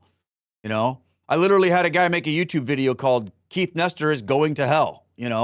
And don't go search for it, but I don't want to give this guy views, but and he doesn't know me, of course, but it does become challenging sometimes when people make it personal, like, well, you're a wolf in sheep's clothing, you're a liar, and you're a deceiver, and you're sending people to hell, all of that. It's like, okay, I mean, yes, I don't take it personally because they don't know me, but sometimes it's hard not to do that. So that might happen to you. You might have someone come against you and say all these horrible things about you because you're Catholic, and you've got to just, you know, remember what Jesus said. I take a lot of consolation in this. Blessed are you when people persecute you and lie about you and say all kinds of things about you and falsely accuse you on account of me. You are blessed when that happens. And I just try to hang in there with that. So if that's the situation you're in, try to do the same. But it is hard. Next question is from Fidelis Deo. Hope all is well, Keith. Two questions for you. One, how do you determine when, where, and to whom you should evangelize? It seems hard to get a sense of whether or not someone is open to discussion, or if they'll just harden up when discussing anything faith-based. Are there any moments where one should never try to evangelize regardless of how opportune of a time it may seem? And two, how comfortable were you when you went through RCIA? Did it feel weird switching, or were you mentally prepped for things like the Mass and the sacraments? Okay, well, first question, you got to be led by the Spirit. You've got to let the Lord lead you in that and be obedient and be willing to have those conversations. But because the danger is if you're too overly ambitious, then you can come across being sort of inauthentic, you know. Um, so let the Lord guide you, and then be willing to walk through those doors when He does. And don't worry if someone doesn't seem like they're going to be open. Let God will work on that. Second thing is, I didn't go through RCIA, so I just met with my parish priest weekly for a series of months before I came into the church. So I don't really have that experience. I guess when it comes to the first question, a lot of times we just have to evangelize the friends that we already have, rather than trying to just go and meet people. Because that's how lay people in the ancient church usually evangelize. They share with their family and friends rather than going and trying to meet new people like the apostles did. Well, yeah, but we're in a different world now, in the fact that we can do things now to reach people that we don't even know, like social media and YouTube and things like that have allowed me to make friends based on that. And you just have to be willing to put yourself out there, and then the Lord will draw people to you that He wants you to reach. But the people that you do know, sometimes those are the hardest people to reach, the ones that know you and that you know. Jesus went through that as well. But be willing to do that. For the ones, so I kind of look at it like this: for the people that are in your life right now, your best form of evangelism is going to be the example you set for them. For the people that don't know you, you've got to put that out to the world, if the Lord leads you to, and um, then you'll have the opportunity. Amen. Next question is from Ordinariate Enjoyer. Hi, Keith. Fellow former Methodist youth minister here. Nice. First, first, a thank you for your book, The Convert's Guide to Roman Catholicism. It really helped me during RCIA and beyond. Here are my questions. 1. What advice would you give to lay people in full-time ministry, especially in youth ministry with a growing family, asking for a friend? And two, which well-known Protestant would you love to see become Catholic the most? Mm. Okay. What advice would I give to lay people in full-time ministry, like in the Catholic context? Is that what he's meaning? Yeah, I assume that's what he means. Okay. Yeah. Um, well, I guess my advice is to set that place on fire, man. Like fire that, like bring in the things that used to work for you out in the youth pastor world in the Methodist church. Bring those into the Catholic Church that probably doesn't even know what's going on, right? So, like, be willing to bring that sort of innovation to your parish, because I don't know about you guys, but when I was a youth pastor in the Protestant world, we were doing all kinds of wacky stuff, man. We gave away cars on Wednesday nights to get kids to come.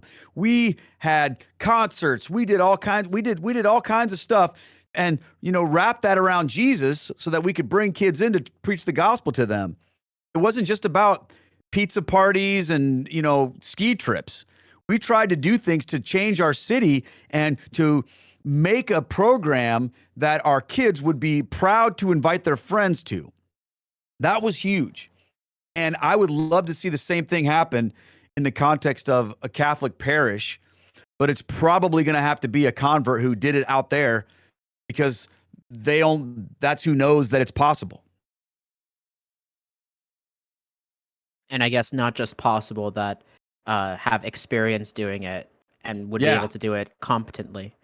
Yeah. Hopefully. Yeah. What was Uh, the second part of the question? Did I miss the second part of the question? yeah. Which well-known Protestant would you love to see Oh, become Catholic the most? oh my gosh. Okay. Um, that's a tough question, but I will say right now, there's a guy named Steve Dace who has a podcast, the Steve Dace Show. I don't know if you guys have seen that. Have you ever heard of the movie Nefarious? He's the guy that wrote the book Nefarious, and he's got a podcast. And on his podcast crew, there's a Catholic guy. There's three people on that show. Steve, a guy named Todd Erzin, and then a guy named Aaron McIntyre. Todd Erzin is a Catholic. I actually interviewed Todd on my YouTube channel a couple weeks ago. But Steve he's got such a fire in his belly for the Lord and for helping change the culture. And he's had a lot of close relationships with Catholics, but he's not there yet. So I guess I would go with Steve. That would be my choice right now. If I had to think of a Protestant, prominent Protestant who I'd want to see convert, it'd probably be uh, Reverend Calvin Robinson, who recently gave an excellent speech defending traditional marriage. Oh yeah, I didn't watch that speech. I saw part of it, but I kind of got the vibe. Yeah, that would be cool. He seems like he's kind of like close. You know who else I'm thinking of is like guys like a guy like James White, who, his bread and butter has been trying to, be super smart and anti-Catholic or whatever. But like it would be awesome if he became Catholic. I mean, that would be amazing. Um, Candace Owens would be awesome. I know that her husband is Catholic, and a little birdie told me that she's friends with Scott Hahn, and he's been giving her some stuff to read. So, like, I don't know. That would be cool too. But I think about like some of these young influencers that that are really well known in the evangelical world, because I think that would be a pretty big witness. Like Calvin Robinson, I think is great, but like he's not like well known in like the evangelical world. So I kind of think like guys in that space, one of those guys would be awesome if they became Catholic. Next question is from Error Correction. Hello. As someone engaged in ministry, how did COVID-19 affect your work during the pandemic? And in what ways do you think ministry and outreach has changed or will change in the post-pandemic world? And for his fun question is, what is your opinion on COVID-19 vaccines? Okay. So yeah, Talitha down there says COVID started the Rosary Crew. That's true. The COVID transformed my ministry, and in many ways, I feel like it gave birth to it, because when I first started doing this ministry stuff, it was all about going out to parishes and giving talks. Well, we all know what happened. And when that all shut down, we had to start doing things online. And the Rosary Crew was born out of that, which has become really the center of what I do, and has led to so many incredible things. So that's how it changed for me, was it became all about doing live streams and things on YouTube even more. So I guess for you, the pandemic has actually helped grow your ministry. Well, it grew it in a way that I never saw it growing, but and I don't have a baseline to compare it to otherwise. So I have no idea what would have happened if COVID hadn't been a thing. Maybe I would have become some big speaker traveling 4 or 5 times a month doing that. That's what I was, hoping to do. But COVID happened. I never, this, like, praying the rosary every day on a YouTube channel was never on my bingo card of things that Keith's going to be doing in ministry. But that was what God chose for me. And I couldn't imagine not doing that. So I don't know. Now, as far as the COVID vaccines go, what is my opinion of the vaccines?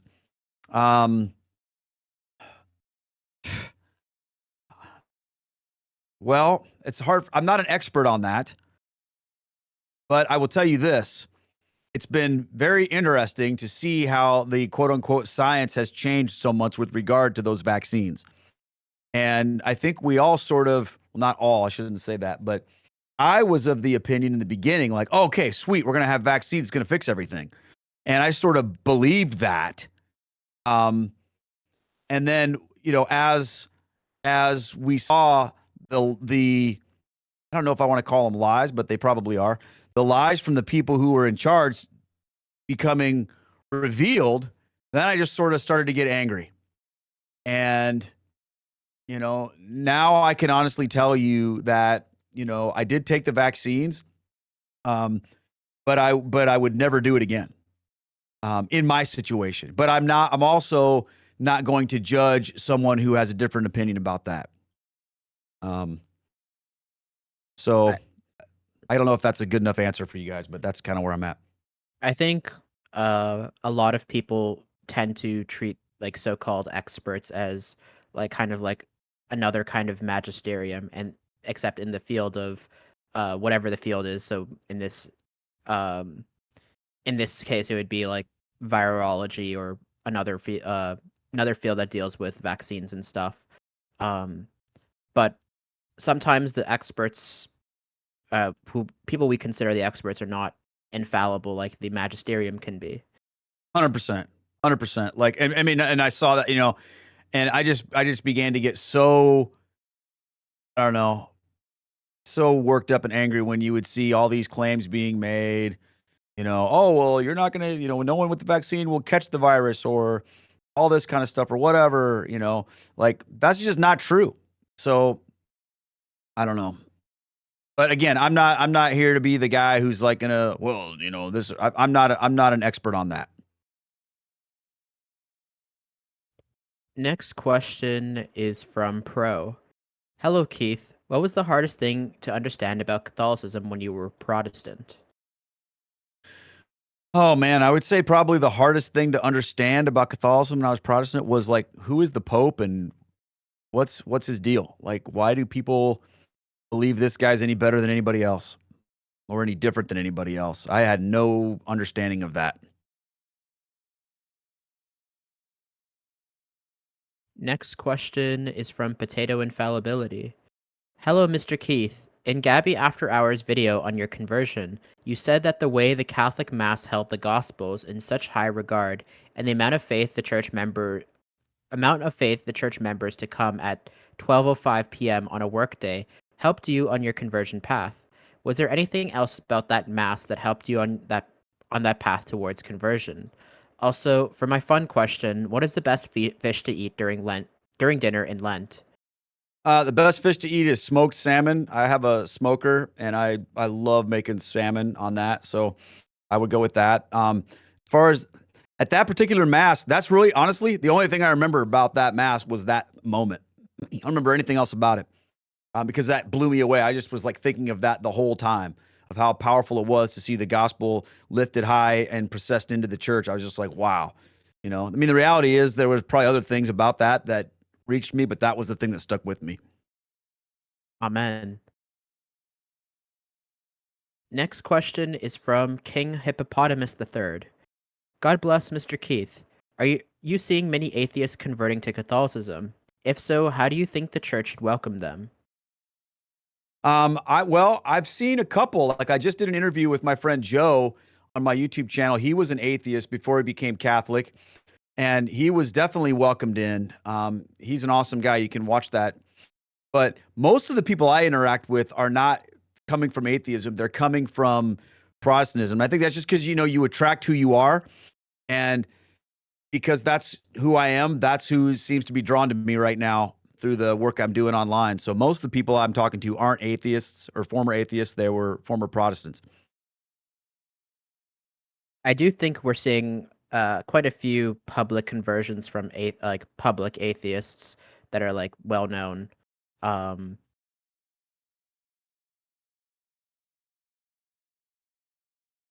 Yeah, and I mean it's not surprising to me. I'm sure there's plenty. Next question is from Abu. Hello, what is your opinion on anime? Oh my gosh. So my son Jesse, my older son, he's an anime freak, and um he, in order to kind of connect with him, I watched some anime with him, and I have to say a couple of them have sort of like, been interesting to me. I haven't like totally gone down the rabbit hole, and I don't live there, but I've enjoyed a couple different animes. So I will tell you which ones. I watched, and this is how like, you know, elementary I am, I guess, in this, but I watched Death Note, which blew my mind. That was one of the like craziest things I've ever watched. Okay.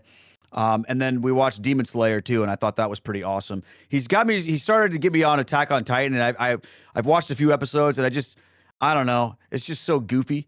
But and he keeps telling me, oh, well, you're not at the good part. You got to watch like, and this is the problem with anime. He's like, you've got to watch like the 37th season or whatever to get into where it's good, but you can't skip any of it, right? And I'm like, I don't have time for that, man. I don't have time to watch all of that stuff. I need to watch something that's got me going, right into it. But my son Jesse, like he's got all the anime, like he's got Rengoku like tattooed, or Rengoku, whatever it is, tattooed on his body. He's got all these animes, guys tattooed everywhere. Like he's totally into that. Anyway, but I will say, I enjoyed Demon Slayer and Death Note for sure. Death Note in particular, like I thought that was just incredible. Anime is a very good storytelling medium. I think. What is AOE? Everyone's like, Keith, you affirm AOE. Attack on. Oh, sorry. Hold on. Anime only ending. I don't know what that means. Attack on Aaron. Okay. People are saying different things now. I don't know what it means. I don't know what it means either. I'm sorry. Okay, yeah. Okay. I don't know what it's an ending theory for the. I think it's what they're referencing is oftentimes the anime will diverge from the manga, and so there'll be like different endings for the anime and the manga it's based off of. Okay, I don't know anything about that. I just watch the show and follow it. Next question is from Cone. Hello. What is the quote of the day, and also what is your favorite part about the faith? God bless. The quote of the day? You have to tell me. And what was the second one? What is your favorite part about the faith? Oh, my favorite part about the faith? My favorite part about the faith is that you can always find an answer. You're like, what is the deal with this? Or what is that? You can always find an answer in the Catholic faith for something. Like to me, And sometimes the answer is we don't know. It's a mystery, and that's a legit answer. But you don't just like I don't know. There's always meaning behind everything, and there's always an answer. I guess like I was thinking about this recently actually. Like Catholicism is like it's has its own logical like framework. Like all the teachings like all fit together in a logical way such that if you like pull at one thing like the whole thing starts to unravel. Yeah, totally. Next question is from Scaevola. Hello. I read that your discernment process took about 20 years. What was the seed that started that process for you? Yeah, the seed that started that process was I met a man who was Catholic, who knew his faith, who was willing to like have a conversation with me about the Catholic faith and show me what it was all about. Because I was trying to convert him when I met him. I was like, okay, I'll make this guy a Protestant, because that was what we did all the time. And this guy was like, no, we're going to talk about sola scriptura and the Eucharist and the church fathers. And I was like, oh, okay, cool. That sounds like fun.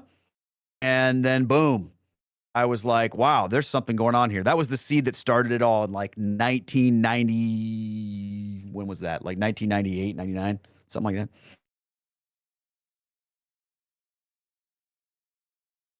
Next question is from May. Hello, Mr. Keith. Did any experience direct you away from faith? If so, what was your journey back to faith and how did that experience impact you? God bless. Yeah, so I have an interesting answer for this. There was one point in time where I felt drawn to the Catholic faith back in like 2002 or 3, and I didn't convert because I was too chicken. I was afraid of what I would have to sacrifice and lose and all that kind of stuff like that.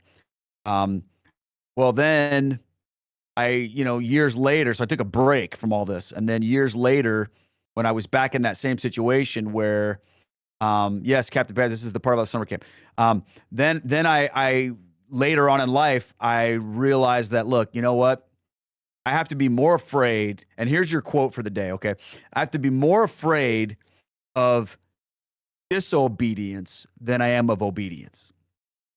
And I think that or most people are more afraid of obeying God because of what they think they're going to miss.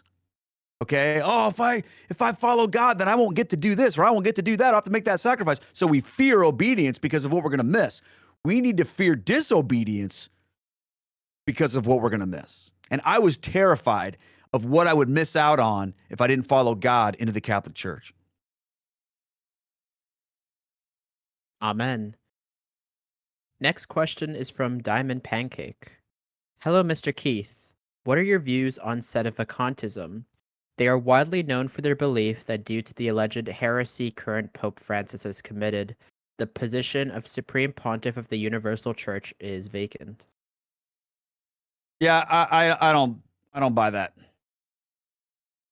I mean, I understand where people are coming from in their own little deal, but to me, I'm just like, you know, welcome to being a Protestant. You know better than the authority of the church. You're going to make up the rules. You're going to do your own thing.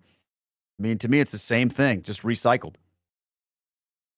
It's interesting to note that the very early Protestants were they had their own version of sedevacantism, like before they fully like rejected the primacy uh as a institution to begin with. Yeah, I mean, I didn't become Catholic so I could, decide not to be Catholic. I came in to be under the authority of the church, not to like come in and then say, "Oh, well, I know better." I mean, that's the opposite of why I became Catholic.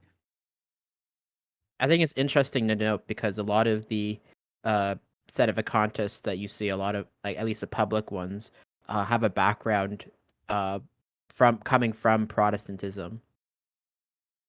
Yeah, yeah.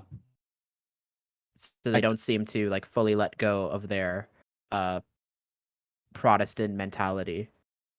Well, and maybe they didn't come from Protestantism, but they come from being a human being that wants to be in charge and control and understand everything. And when they're faced with something that they can't control or understand, to decide to take control, which I think ultimately that's what sedevacantism is. It's saying, I can't control that the magisterium is doing things I don't approve, so I'm going to take that control back. Like I had a woman reach out to me one time who wanted me to come and speak at her church, and then I found out it was a sedevacantist church. I said, I'm not coming. And she was like, oh, Keith, I learned back in the day when I struggled with all this stuff with Pope Francis. Well, then I learned the answer. He's not the real Pope. Problem solved. And I'm like, well, that's pretty friggin' convenient for you that you can just declare he's not the authority because he doesn't agree with you. Now, what does that sound like? That's the ultimate in self-centered, individualism. It's just the Catholic version of it, which is to say, well, that's the trump card. He's not the real Pope. Well, guess what? You're not Catholic. That's kind of part of it, as far as I knew. I mean, I'm not an expert. Like the guy driving the trash truck who grew up with the church. Maybe he knows more than I do, but I kind of feel like submission to the Pope is sort of, and believing that the gates of hell will not prevail against his church and that it's going to last until the end of time or whatever. I kind of feel like that's a sort of the middle of Catholicism, not an optional view. Also, I think a lot of the time, like what Pope Francis says can be understood in a proper Orthodox way. It's just that people are too lazy to understand the nuances of what is being said, and they just want an easy, simple explanation that doesn't require too much work. Yeah, I think you're right about that. Whenever somebody brings up the Pope to me and something he said or did, I almost never take that on face value because I've seen so many times when people make some claim that the Pope did this or said that or whatever, and then you find out later that it wasn't exactly in context or even exactly true at all, or even remotely true. So whenever somebody comes at me with, oh, well, did you hear that, blah, blah, blah, blah, blah, I just go, I'm just like, all right, I don't trust you. Next question is from St. Joseph Fanboy. I don't know if this has been asked already. Hi, Keith. I have just recently seen your podcast and have been listening through. Thanks for your work. Knowing that praise and worship songs have a great place in your heart, how do you feel about Gregorian chants? Oh, I love Gregorian chant. Like Gregorian chant is, you know, it's heavenly to me. I mean, that's what drew me ultimately into the Latin Mass was when we went. Like when I first went to the Latin Mass, I didn't know what the Latin Mass was. I just thought it was the Mass that was in Latin. But I didn't know anything about the liturgy wars. I didn't know anything about the TLM versus the Novus Ordo. I just thought it was like a different version of the Novus Ordo or whatever, because I didn't know there was all these different liturgies, right? And when I went into it, I was like, whoa, this is different. But the first thing that happened is, they started chanting the introit and things, and I was like, oh, wow, I'm loving this. Because music is huge for me. I'm a huge music person. And there's just something otherworldly about Gregorian chant that I just absolutely love it. Amen. I think when it comes to Gregorian chant, it's very interesting to see like the history of it, how it developed, and like how like in the Middle Ages people like were used to like singing Gregorian chant, and then there started to be more musical innovations where the introduction of polyphony started, and new musical instruments such as the pipe organ, and there was like even at that time there was like a uh like should we stick to Gregorian chant or should we expand the types of music that are allowed and what's appropriate, what's not, etc. Yeah.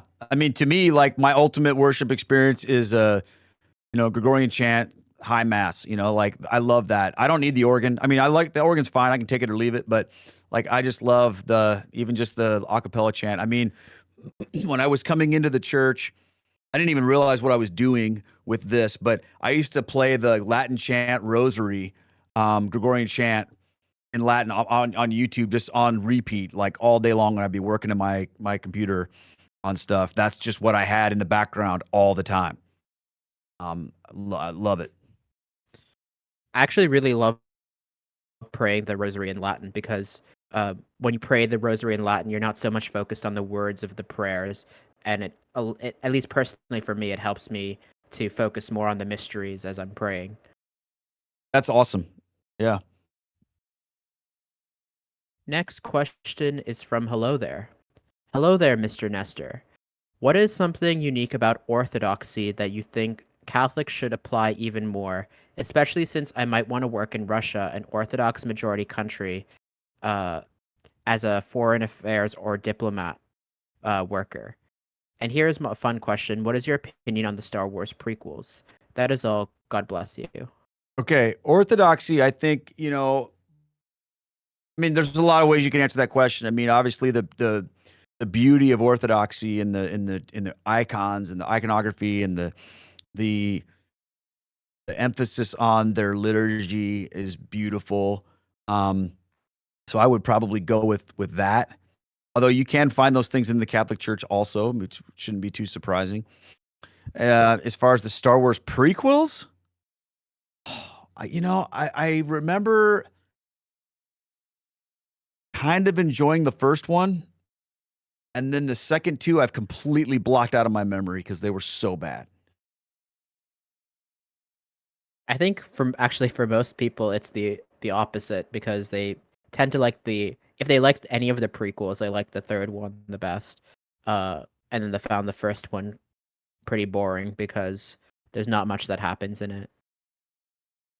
Yeah, I think with the first one, I was just so like blown away that I was even seeing what I was seeing, you know? Like that this was even a thing because I grew up with the originals. Um, and the fact that I was sitting in a movie theater watching a character that was Obi-Wan Kenobi, like I was like, whoa, this is insane. So I think I was kind of like enchanted by that. And I did like the first one. I mean, I liked the Obi-Wan thing. I liked the Darth Maul thing. I thought that was cool. But then it just like when you started getting into the whole like Anakin becoming that dude with the blonde hair, like once Anakin grew up, and Jar Jar Binks, like when all that kind of came in, I'm like, we're done. We're done here, people. This is stupid. Like you wrecked your own universe, George Lucas. What the heck, man? let's not let's not go into the Star Wars sequels then, because All that's right. another story. Okay, I'm with you. Next question is from Agent Washington.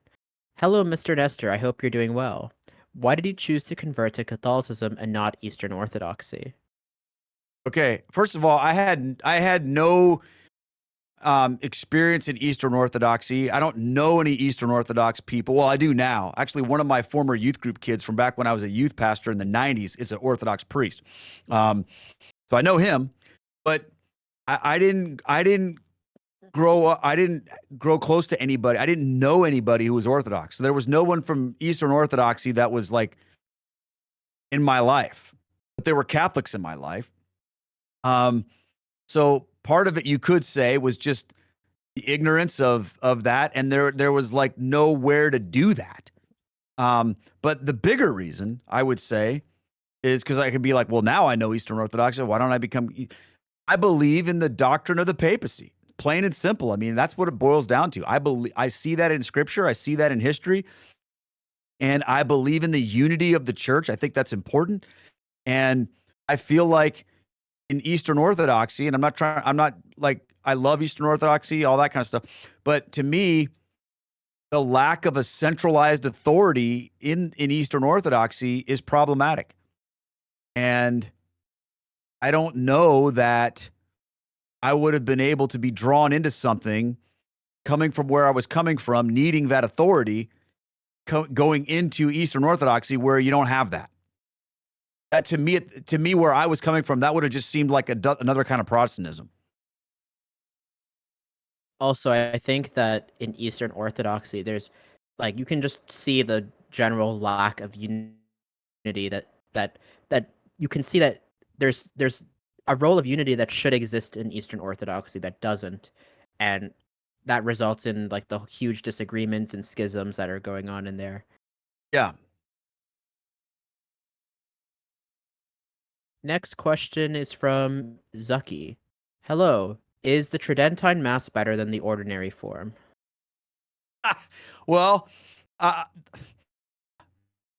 I don't know. I mean, how can you answer that question? Like, what does it mean for something to be better? I mean, that's kind of a subjective thing from the standpoint of they're both, um, you know, under the authority of the Bishop of Rome. So, I mean, I like it better, but I can't say objectively it's better. Um, some people will try to do that because here's the thing: you might have a person who is a convert to the faith that isn't going to connect with the TLM at all, but they're totally connected with the Novus Ordo and they love their Catholic faith and they love the Mass and they love all. Are you going to say, well, sorry, that's not better? Well, for them, it isn't better, right? But you have other people who are just like, oh man, I connect with the chant and the ad orientem worship and all of that and the communion on the tongue. All like some people are going to connect with that. For them, it is. I know that might sound like it's all relative, but I feel like as long as it's Catholic in communion with the Bishop of Rome, it's one of those things to me that it's an option for people. It's an option for people. So I'm not going to be the guy who's like, oh, well, my Mass is better than your Mass. Like, who am I to say that?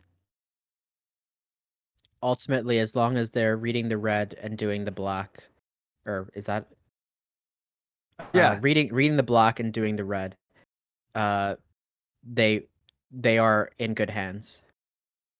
Yeah. Now you can get into the whole thing about, well, you're not doing it right. Okay. That's true. If you're not doing it right, then that's a different conversation. So I always hate it when people do that, when they compare a perfectly executed TLM to a completely, bastardized Novus Ordo, and they go, well, this is that. That's not the same thing. You can't do that. You've got to look at the best of each and say, just like my buddy says to me, when you're looking at a church, you don't judge a church by its sinners, you judge a church by its saints. Okay? Same thing with the liturgy. Judge the best Novus Ordo against the best TLM, and you know what you're going to find? They're both awesome. That's actually a really That's good my view. analogy. I'm going to use that from now on. Sweet. Clip that. You heard it, Pants. Clip it. I'm becoming a Discord guy now. Look at this. Next question is from Lupita. Hello, Keith. How do you personally allow the mysteries of the Rosary to capture your heart as you pray the Rosary and as you go about the rest of your day? Well, to me, it starts with really meditating on what's going on in the text, because the mysteries, begin with things that we see in the scripture, and that draws us in. So begin with focusing on that and recognize that what you're on is a journey. You're entering into it. You're not just saying the words, you're going on a journey. So to me, that's kind of what helps me. But it's hard sometimes. Sometimes you can get distracted or whatever, and that's okay. Just keep going. I personally, when I pray the Rosary, I have a prayer book, and for each mystery, it provides like a few verses from Scripture related to that mystery. So then that helps me like contemplate better because I have like the Scripture there.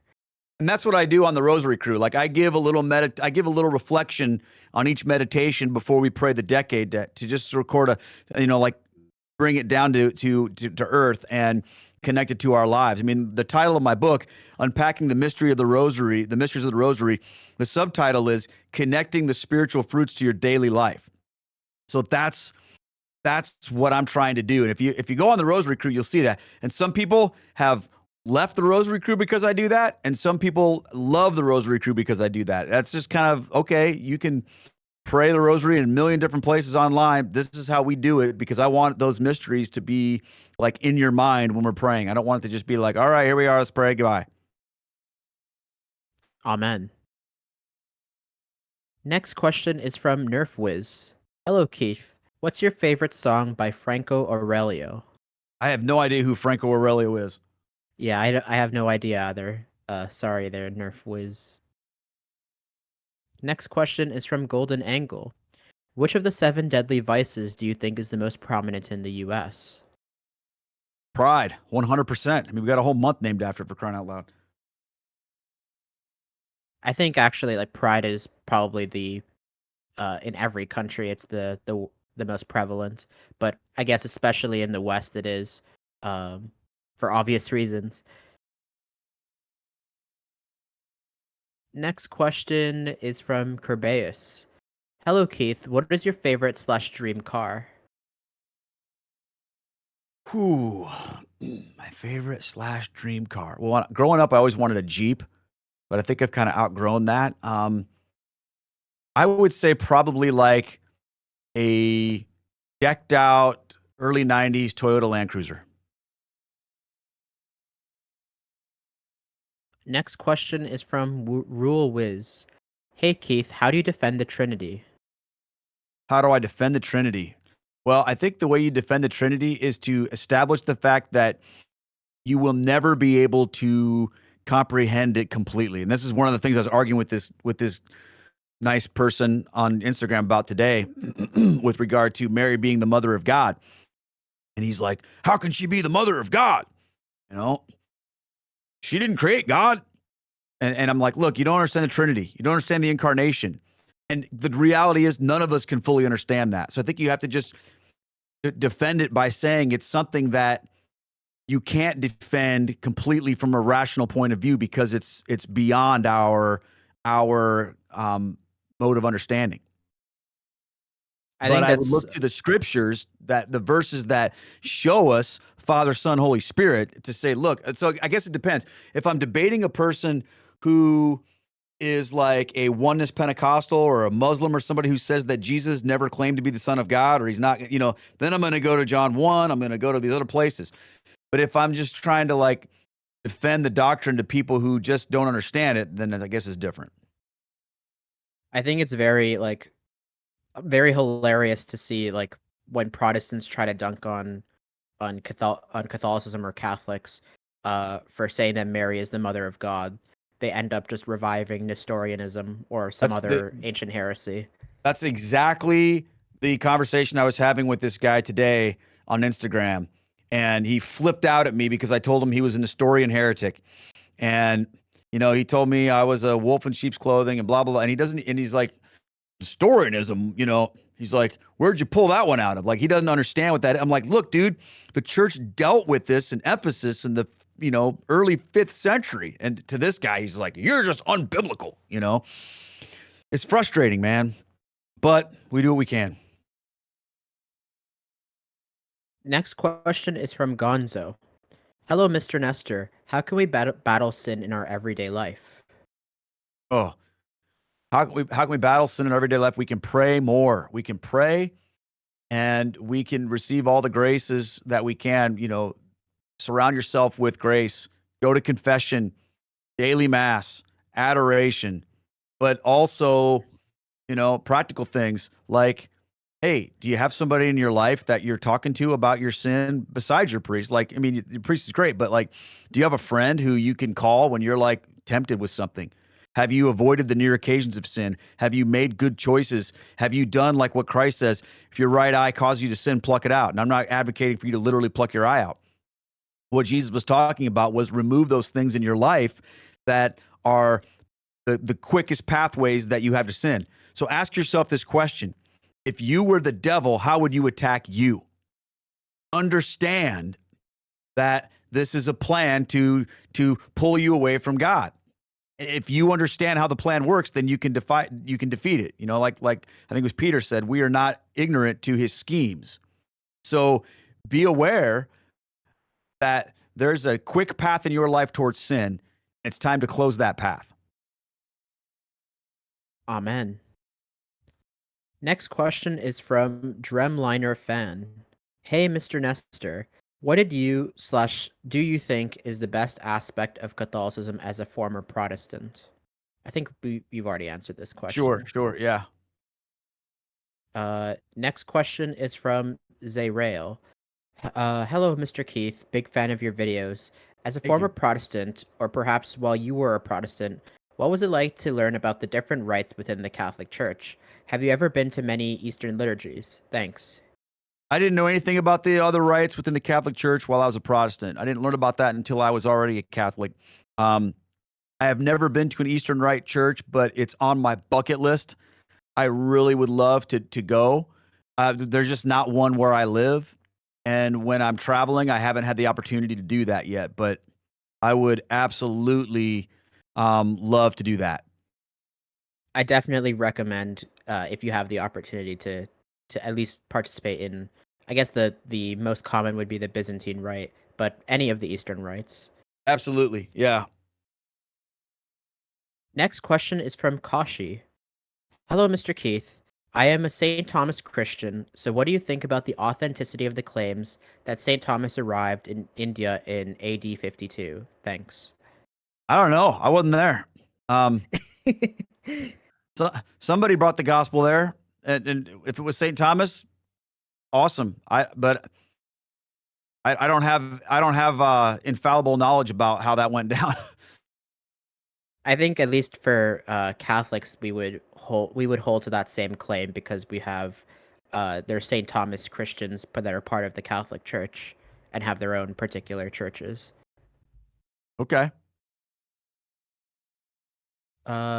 Next question is from Zue Yue.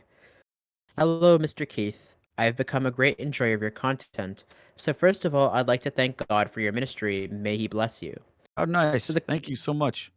So the question I wanted to ask is, what convinced you of the transubstantiation in the Holy Sacrament of the Eucharist? Oh, yes. Okay. Well, that would be a real strong deep dive on John 6 and on what the church fathers taught about that. That would be, and then honestly, learning about Eucharistic miracles really helped me to see that. Also, I think one other thing that can help convince someone who's maybe already a Catholic is uh, like frequent reception of Eucharist. At least for me, like the frequent reception of the Eucharist has provided great boons in my spiritual life. Oh, for sure. Yeah.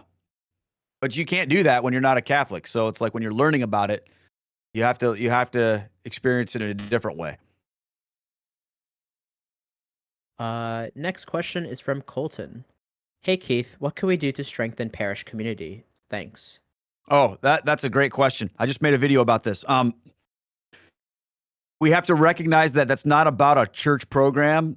It's about you and what you do and making yourself available and having your eyes open to that mission that you have. So make sure you are on the hunt for people who don't look like they are, or people who look new, or maybe people who look that they're by themselves. The church, the difference between a good church community and a bad church community is it's a very small line that can simply be people who are willing to go up to other people and smile and welcome them and just greet them. You got to create that culture. It's the problem that we have is we think it's a church program. We're like, all right, what are we gonna do? We want some church staff person or the priest to you know, invent some program or put a poster up on the wall that says welcome or something like that. That's all just, nothing. What matters is what is the culture, and the people create the culture. So, and it doesn't take like a ton of people to do that. You can have a few people who just go out of their way to be even just a little bit friendly to people, and it can completely change the culture of the parish.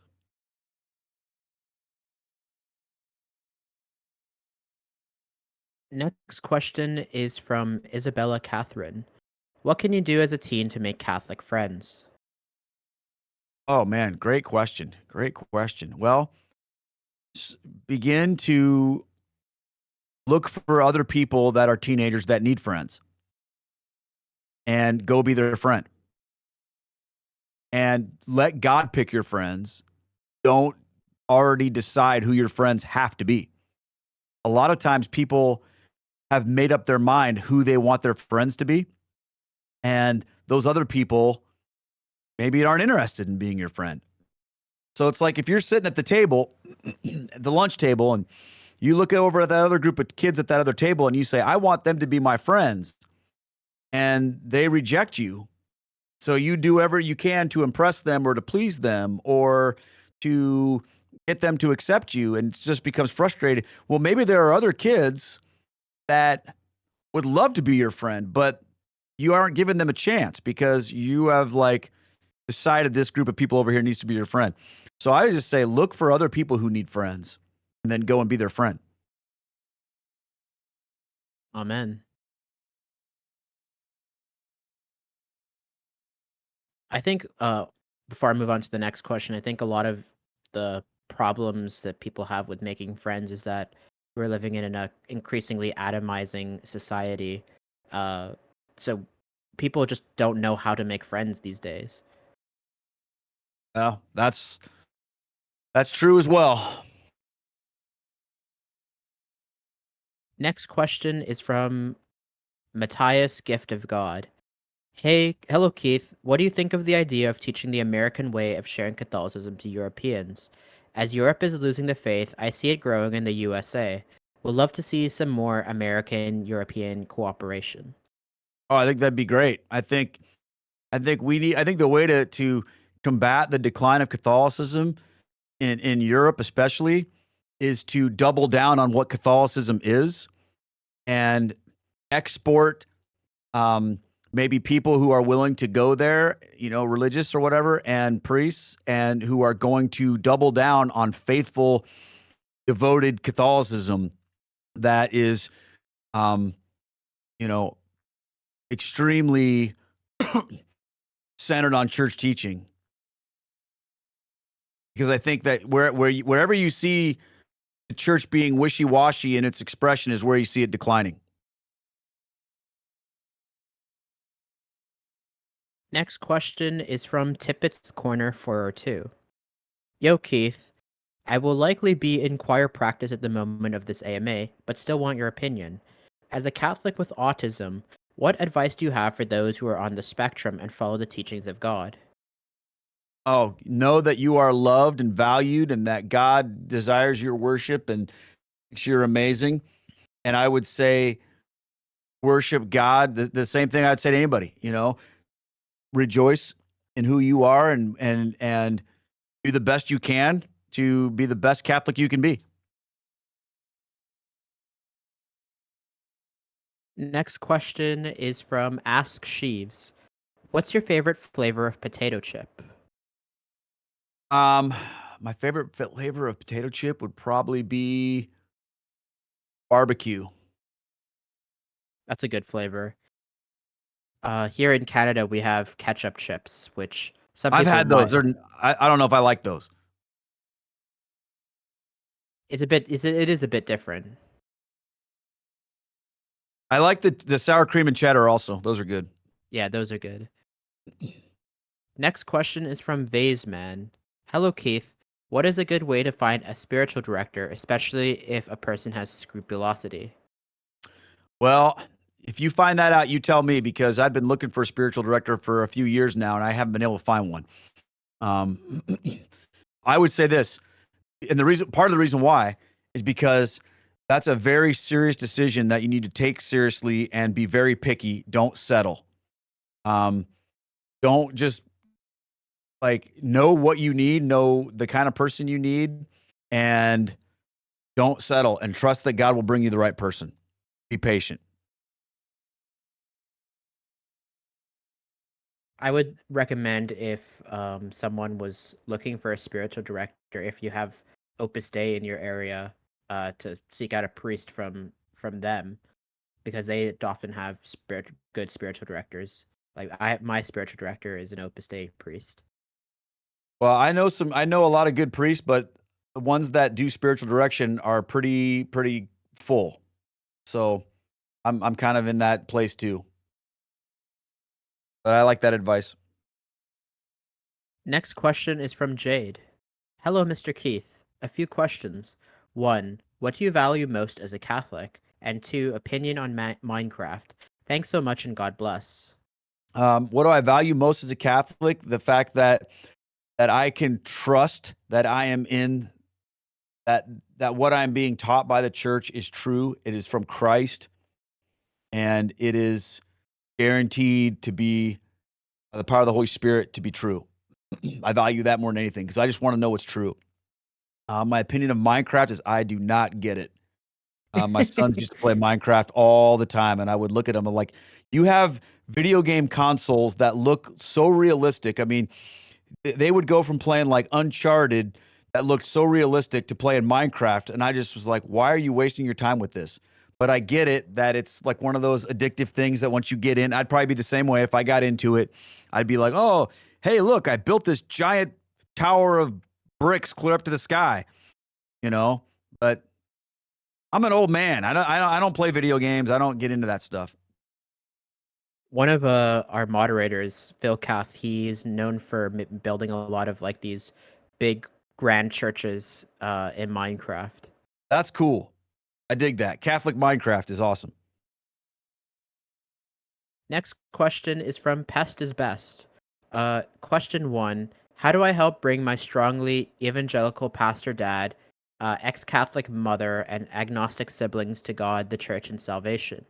I am the firstborn, and I'm horrified by the idea that it isn't possible for my brother, sister, and parents currently. I do want to do what I can to help there. Well, that's going to take a lot of patience, a lot of prayer, and a lot of you modeling the faith to them and being very open and willing to have conversations with them. And it's going to take a long time, probably. Next question is from Daniel Catholic. Pest is Best did not put a second question. Okay. Which is why I'm going to Daniel Catholic. How to actually convert those around me. I'm talking about Protestants, agnostics, and even atheists. And for my fun question, how will you celebrate the first anniversary of Roe versus Wade being overturned? I know we still have a long way to go, but we've got reason to celebrate. Well, first of all, you can't convert anybody. God does that in conjunction with that person. You can only be the vessel that God would use. So the answer to that question is however God chooses to use you, but there are principles that are going to apply across the board no matter what, which is you have to be faithful, you have to be devoted, and you have to have joy. Those are the three things that you have to be and have in order to show someone a Catholic faith that's going to intrigue them enough to want to have those conversations. But there's no sweet sauce. There's no magic, words that you're going to say or anything that you're going to do. It's like, oh, here's how I convert them. You can't do that. That's the work of God in their life. But that doesn't mean that you're helpless. You do those things before them, God will use you. It'll be incredible. I mean, I'm seeing this kind of stuff happening all around me right now. It's incredible. As far as celebrating the Roe versus Wade, I mean, to be honest with you, I haven't felt a real celebration because I'm still seeing people that are fighting for abortion, that are celebrating abortion. It doesn't feel to me like we live in a post-abortion society because we don't, right? People are still getting abortions. States are dealing with this stuff, yes, but we still have so far to go. It doesn't feel to me like a moment of celebration. Maybe, I mean, I think it's amazing. Don't get me wrong that did happen, but I don't think that we can stop and go, oh, sweet, we're done. No, the fight continues. I think people in the pro-life movement have been fighting to overturn Roe versus Wade for so long that that just became an end in of itself rather than trying to get rid of abortion altogether. So that's why a lot of people are fixated on that. Yeah, that's exactly how I feel about it. It's not simply an issue of this law. It's an issue of the state of our hearts. And there's still a lot of work to do on that. 'Cause I think it would be amazing if we lived in a society that didn't even have a law about abortion because nobody would even conceive of having one because it's so inherently, people are just like, no, of course I wouldn't do that, which, that comes from holiness in Christ. That's not about, making a law that makes people moral and holy and pure. You can't do that. Now, don't get me wrong. I'm very glad that that was overturned, but that's not the, like you said, that's not the end in and of itself. That's just one step in the journey. Okay. This is the final question, it seems. I think another moderator is going to post another question, but if he does not post it by the time we finish this last question, we'll end the AMA there. So this question is from Thrace. Hello. Question one: what is your favorite liturgy fact or fun thing to think about? I find I like finding the tiniest things and finding the huge reasons behind them. And two, what do you how have you or do you want to altar serve? Oh, absolutely. I would love to altar serve. I feel weird as a 48-year-old man doing that, or wanting to learn, because most of the altar servers in our church are young boys, which is awesome. So I would just feel like I'm out of my element, but selfishly, I would love to learn how to do that. My favorite liturgical fact, um, I don't know. I just love I love how the priests, that the prayers before the altar, before they ascend the altar, they're just acknowledging their own sinfulness and their own need to be, as us, redeemed by the Lord. So to me, it's like just walking through that with them is powerful. Uh, and then the final question is from Trozon. Uh, Not sure why he said good morning, but good morning. What are your thoughts about on Rosary Crusades, where people sign up to set a number of rosaries to reach a huge total? Also, what do you think is the ideal family size? I think the Rosary Crusade thing is great. Whatever gets people praying is awesome. The ideal family size is whatever God says. And I don't think you can give a across the board answer for that, because that depends on what God does in your life. I guess the only ideal we can talk about here is what is not the ideal family size, which is not aspiring to being open to life at all. Well, yeah, because again, it's about control again, isn't it? And letting God dictate that versus ourselves. I think that is like harkening back to the fall, where where human beings desire to become like God without God. Exactly. Exactly. It all goes back to that, doesn't it? It all goes back to who is in charge. Am I in charge, or is God in charge?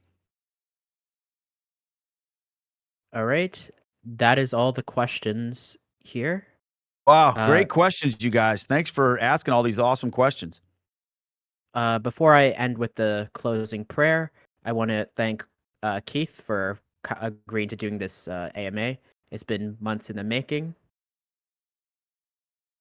I also Well, want to thank you thank for having me. I really had a great time with you guys. the audience for coming here, and I also want to thank the moderators who helped make this AMA happen, including Captain Pants and Regina. You guys are all amazing. All right, let us end with the prayer. In the name of the Father, and of the Son, and of the Holy Ghost. Amen. O God, I wish to thank you for giving us the gift of being able to hear Keith here today.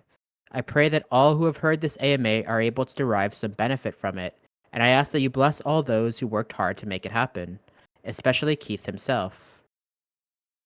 I ask this through Jesus Christ, your Son, our Lord, who liveth and reigneth with thee in the unity of the Holy Ghost, one God, forever and ever. Amen. In the name of the Father, and of the Son, and of the Holy Ghost. Amen.